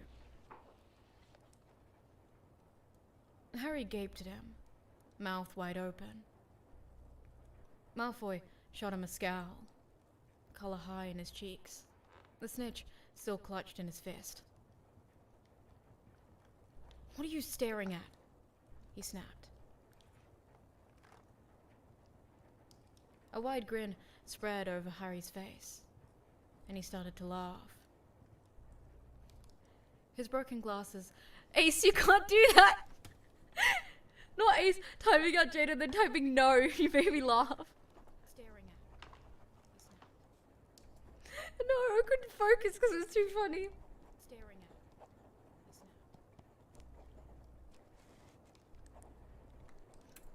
If you threaten to murder people as sheep, you're gonna get timed out. Sorry, Jaden. But, like, maybe don't threaten murder next time. Might be a good idea. Is this a hostage situation? Why are we negotiating for sheep survival? What are you staring at? He snapped. It's so stupid. Why are we negotiating for sheep survival? It's so stupid. Why is there a hostage situation for a sheep? It makes no sense. Just, oh jeez. Oh my god, wait guys, did you know that like apparently in some countries it's like totally legal for a train to hit a sheep if the sheep is on the tracks? Like there's like a limit. I think it's like 6 sheep or something. Once you hit more than 6 sheep, there's a problem. But if you only hit 5, then you're good. It's fine. Like it's totally fine. I don't even remember like how you guys got onto sheep now. But sure, sheep. Yeah, sheep. Absolutely. Okay. Okay. A wide grin spread over Harry's face, and he started to laugh. His broken glasses slid down his nose, and he took them off, reaching up and rubbing his eyes. That might be the most words you've said to me at one time, he said, squinting down at the blob in his hand that he knew to be his glasses. He squinted up at Malfoy then, a blur of blonde hair and pale skin, and black robes against the orange sky. Mind repairing these? Never did quite get the hang of that one. And I can't really see, so I might just end up jinxing us both, so... Oh, fuck. Never did quite get the hang of that one. And I can't really see, so I might just end up jinxing us both or something. A soft breath, and a rustle. You're an idiot, Potter, Malfoy said. And Harry really wished he could see at that moment, because Malfoy's voice had sounded almost fond. Reparo. There was a tinkling of glass stitching itself back together, and Harry grinned in what he was pretty sure was still Malfoy's direction. Cheers, Malfoy, he said, shoving his glasses back on his face. The world cleared and sharpened, and Harry sighed, letting his shoulders slump. That was a nice catch, he offered, tapping the side of Malfoy's knee with his foot.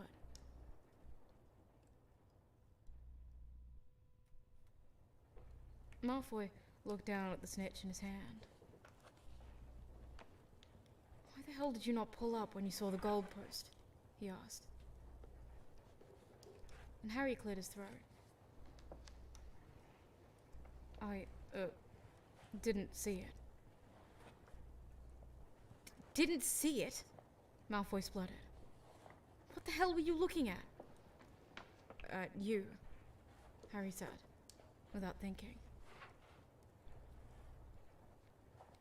The words hung between them, heavy and solid. And Harry tore his eyes away to stare down at the grass, feeling suddenly awkward. Merlin. He'd never really been good at this, had he? Listen, Malfoy, he began, feeling familiar, nervous butterflies start to beat their wings against his ribs. Do you think we could start over? Wipe the whole slate clean and just be friends? Malfoy asked quietly. Harry looked up at him to find Malfoy sitting with his knees drawn up against his chest, chin resting on top of them, studying his shoes like they were the most fascinating thing in the entire universe. Yeah. Harry scooted forward a bit on the grass and went up on his knees, sitting so he was facing Malfoy, and stuck out his hand. Okay, I have officially slumped down so far I'm basically horizontal. Let me get back up. Okay.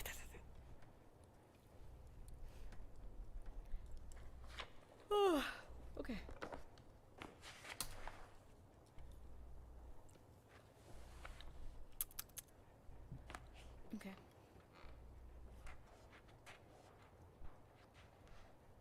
Hello there.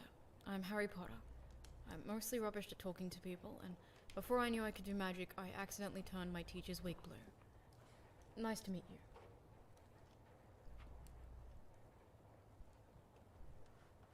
Malfoy stared at his hand, then stared up at Harry's face for several long seconds.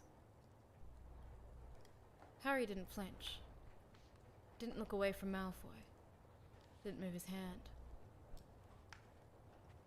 And finally, Malfoy reached out and took it, slotting their palms together. Hi, he said quietly. I'm Draco Malfoy. I pretend to hate history of magic, even though I think it's interesting. Nice to meet you.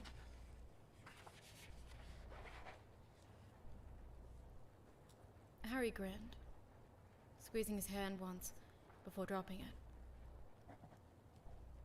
Brilliant.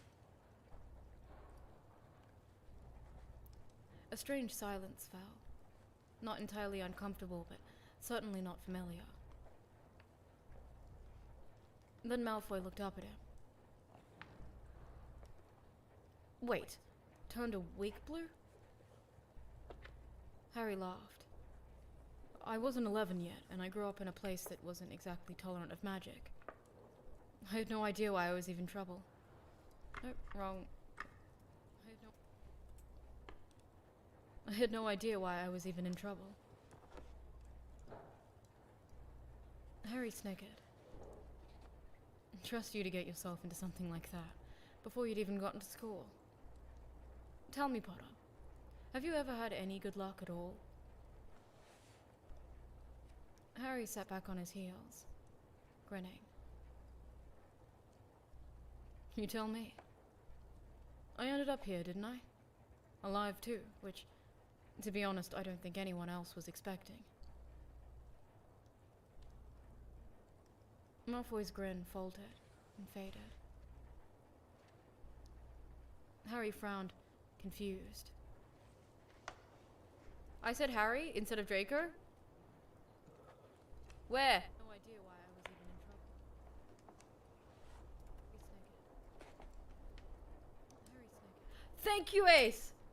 Amazing. Thank you so much. Malfoy snickered. Trust you to get yourself into something like that before you'd even gotten to school. Tell me, Potter, have you ever had any good luck at all? Harry sat back on his heels, grinning. You tell me. I ended up here, didn't I? Alive too, which, to be honest, I don't think anyone was expecting. Harry's grin faltered and faded. Harry frowned, confused. What? I have to apologize, Malfoy said stiffly. All traces of easy conversation had disappeared in an instant, and Harry shook his head, cutting him off before Malfoy could get any further down that road. Malfoy. He stopped, rethinking his words. Draco. Did I say it again? Shit! Did I really? Harry's grin faltered and faded. I did it again! You're right! I did it again! What is wrong with me? Oh, thank you, Ace. I'm a nightmare. I gotta pay more attention. Malfoy's grin faltered and faded. Harry frowned, confused. What? I have to apologize, Malfoy said stiffly. All traces of easy conversation had disappeared in an instant, and Harry shook his head, cutting him off before Malfoy could get any further down that road.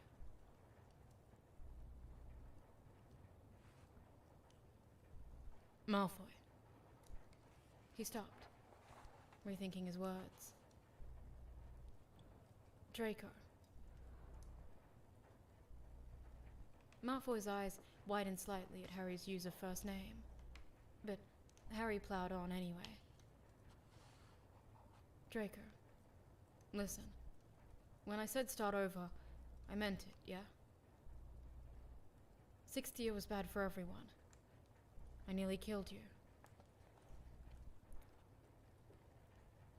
The memory of Draco lying sprawled in the water on that lavatory floor, choking as his own blood bubbled up into his throat, made Harry feel like throwing up.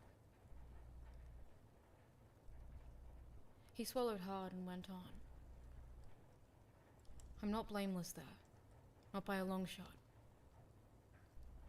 You saved my life back there at the Manor. As far as I'm concerned, we're even.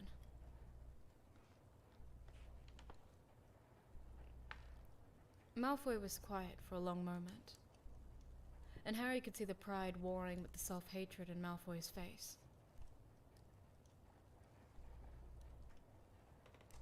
All right, he said finally. But Harry could tell Malfoy didn't quite believe it. Harry reached out and grabbed his hand again, giving it a squeeze, and Malfoy looked up at him, startled. I'm serious. All right, Potter. Bloody hell, I believe you. But Malfoy was smiling now, an awkward, tiny smile as he tugged his hands away. Marlin, how do Weasley and Granger put up with you? Harry smirked. Well, there's a few editorial pieces in the Prophet that hypothesize I'm brainwashing them with an entire bloody cauldron's worth of potions, so... Malfoy rolled his eyes. And it's clear they know nothing about you, because you couldn't brew a potion to save your life. Oi, that's the boy who lived you're insulting there, Harry jerked. Just because you're right doesn't mean you should go on and say it. He tugged up a handful of grass and tossed it at Malfoy. Malfoy spluttered, shrinking backwards, and kicked at Harry's ankle. Harry kicked back, and pretty soon they were scuffling like children on the lawn. Malfoy was laughing, that same bright laugh from that night in the library, and Harry's brain snagged on the way the sun lit Malfoy's hair like white gold, the way he laughed with his whole body, the curve of his throat when he threw his head backwards. Harry wanted to kiss him. He wanted to crawl forward on the sweet-smelling grass and lean up and snog Draco Malfoy, in full view of anyone looking out of the castle windows. He wanted to smile at Draco Malfoy with the same wide, unabashed expression that Harry could feel burning in his own chest. But it didn't feel right. Not now, sprawled on the Quidditch pitch, as the sun set on the world on... Fuck. It didn't feel right. Not now. Not now, on the Quidditch pitch, as the sun set the world on fire around them. Repairing a relationship took time. He could wait. They'd started over after all. They had 7 years of friendship to catch up on, and all the time in the world to experience it. So, instead of catching Malfoy's laughter with a kiss, Harry dusted off the knees of his trousers and stood up, holding out his hands. Think we missed dinner. Wanna go see if we can sweet talk the house elves in the kitchens for an extra bite? No. Think we missed dinner. Think we missed dinner. Want to go see if we can sweet talk the house elves in the kitchens for an extra bite? I don't want any of your meat, Jaden. I am terrified of what you're producing out of your store. I don't trust that shit. It ain't gonna be free range. Malfoy looked up at him, before he reached up and took his hand again, allowing Harry to tug him to his feet. They stood there for a moment, hands clasped together, and Harry wondered if he was imagining Malfoy's grip on his, just for a moment. They stood there for a moment, hands clasped together. I'll take Ace over any of the options. They stood there for a moment, hands clasped together. And Harry wondered if he was imagining Malfoy's grip tighten on his, just for an instant, before Harry dropped his hand and turned away, grabbing his broom. Harry was gathering up his own broom, inspecting the handle for damage from his crash.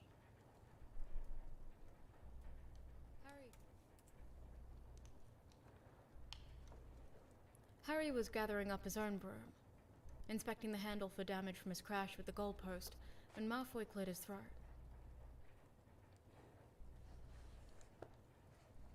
Hey, Potter. Harry. Harry's head snapped up. Malfoy wasn't looking at him, staring instead at his broom.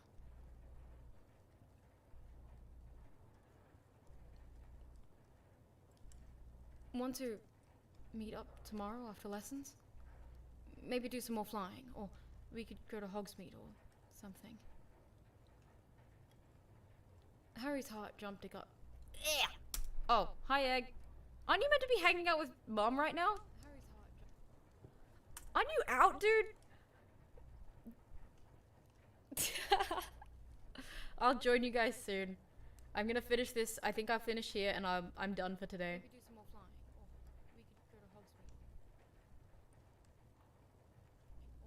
we could go to Hogsmeade. It has been a long time, dude. Yeah, I don't know what the fuck happened to Jaden, man. Jaden's gone off the edge. He started a meat store, but I think he's selling human, lamb, and wand meat or something. To be honest, I don't think it's gonna flourish. It's just a hunch. Maybe do some more flying, or we could go to Hogsmeade.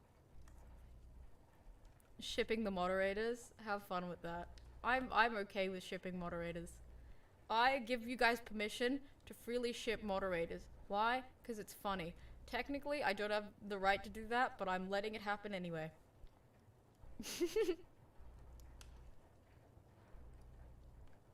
Harry's heart jumped up against his rib. Nope. Harry's heart jumped against his ribs.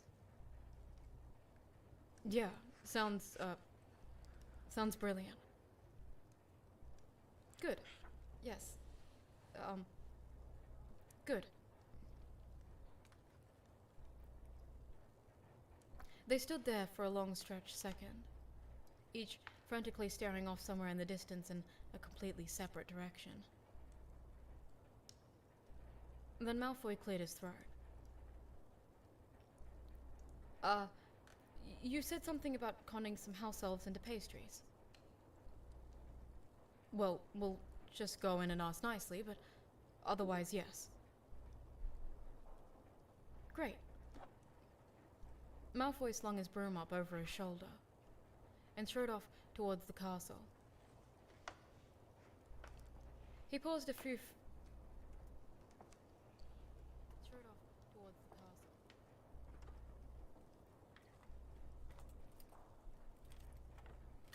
None of this will ever hold weight, Ace. Edgar's genuinely like my older sister. Towards the castle. This means nothing to anyone.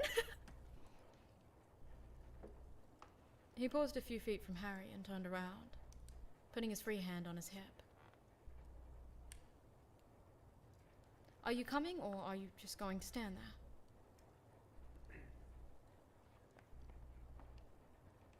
Harry grabbed his broom and jogged the few feet separated. Nope. You coming, or are you just going to stand there? Harry grabbed his broom and jogged the few feet. Harry grabbed his broom and jogged the few feet separating them until they were shoulder to shoulder, and together they left the setting sun behind them and headed back into the castle. Jaden, I don't want any of your meat. None of it. Literally none of it. I'm terrified of whatever you're producing. I'm fairly certain it's not free range. It cannot be organic. And I don't think any of those animals were happy when they got slaughtered. Neither were the humans. I'm definitely certain the humans were. Yes, I did. Yes, I did. Yes, I did say Mom was like a cousin. I stand by that. She feels like a cool cousin. I don't know how to explain it. It's just a fact. Anyway, let me do the outro so I can finish this podfic. And by that I mean, we have to do a very special segment for the first time ever. And that segment is Bot Suggested, which is what we're gonna read one out of context, my favorite out of context conversation out loud on stream. It's gonna be great. Ace did the greatest job ever of compiling all of them. So, thank you, Ace. I will be using this. I will find, I've got one on mind, so. I wanted to do this one that's referring to Piper, but I'm gonna put it at the end of the Piper episode next time I record that, so.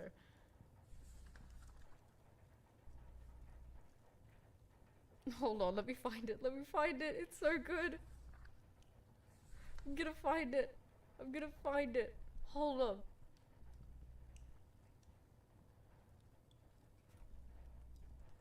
There's some really good ones.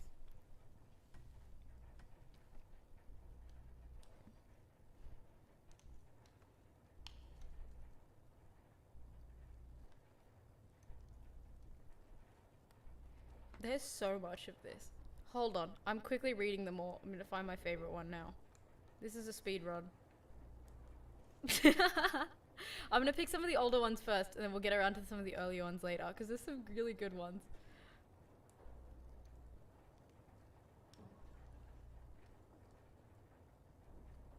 Oh, you know what? This one references the new year, so I definitely gotta put this one in. Okay. Let's do this. Let's record this.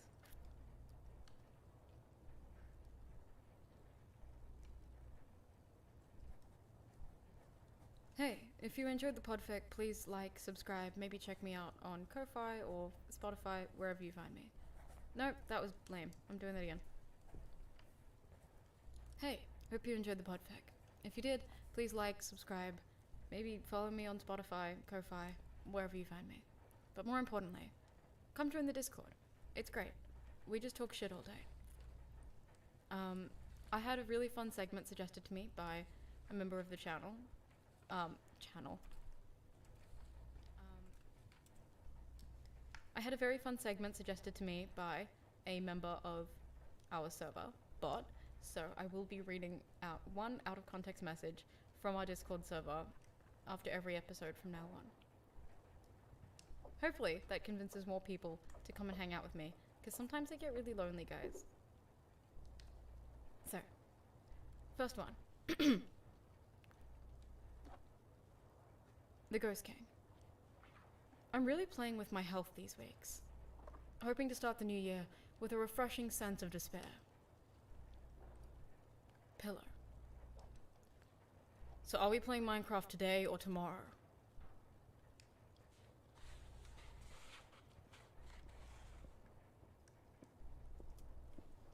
That one's such a slay. I think it really encapsulates everything about Pillar. In one sentence. Anyway, let me finish this. Today or tomorrow.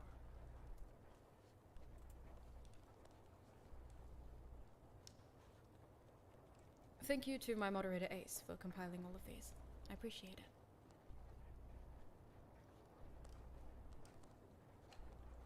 There we go! We're done! Guys, we recorded so much today. 2 hours, or 2.5 or something. Something close to that.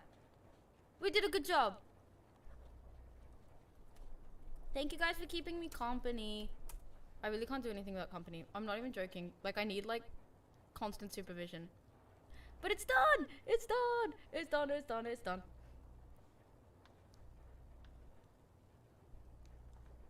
Okay.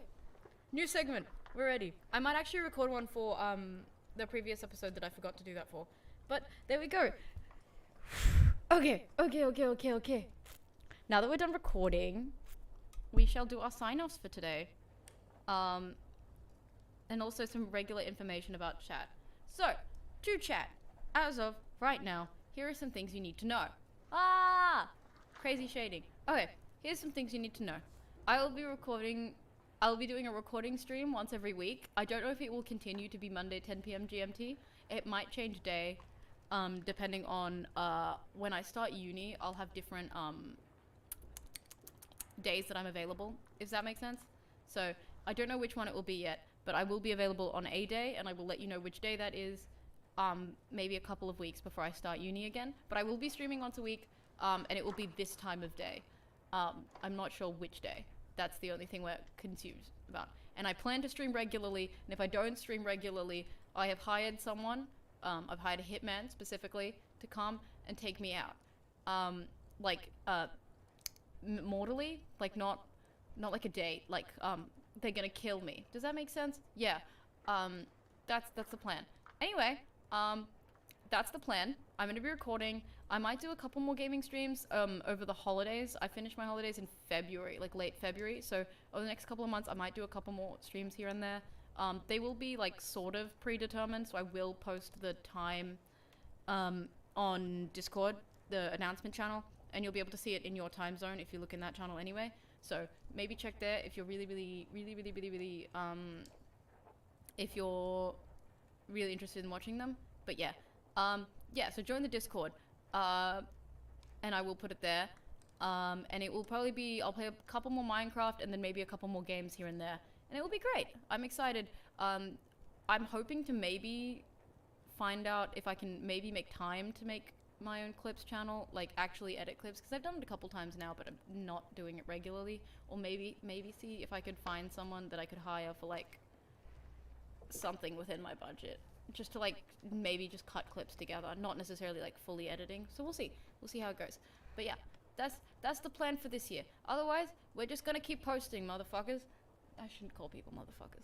Anyway, I'm gonna keep posting, peasants. So I hope you guys have a good week and a good day or a good night, and I hope you have a good school day or a good uni day or a good work day or maybe just a good day in general. And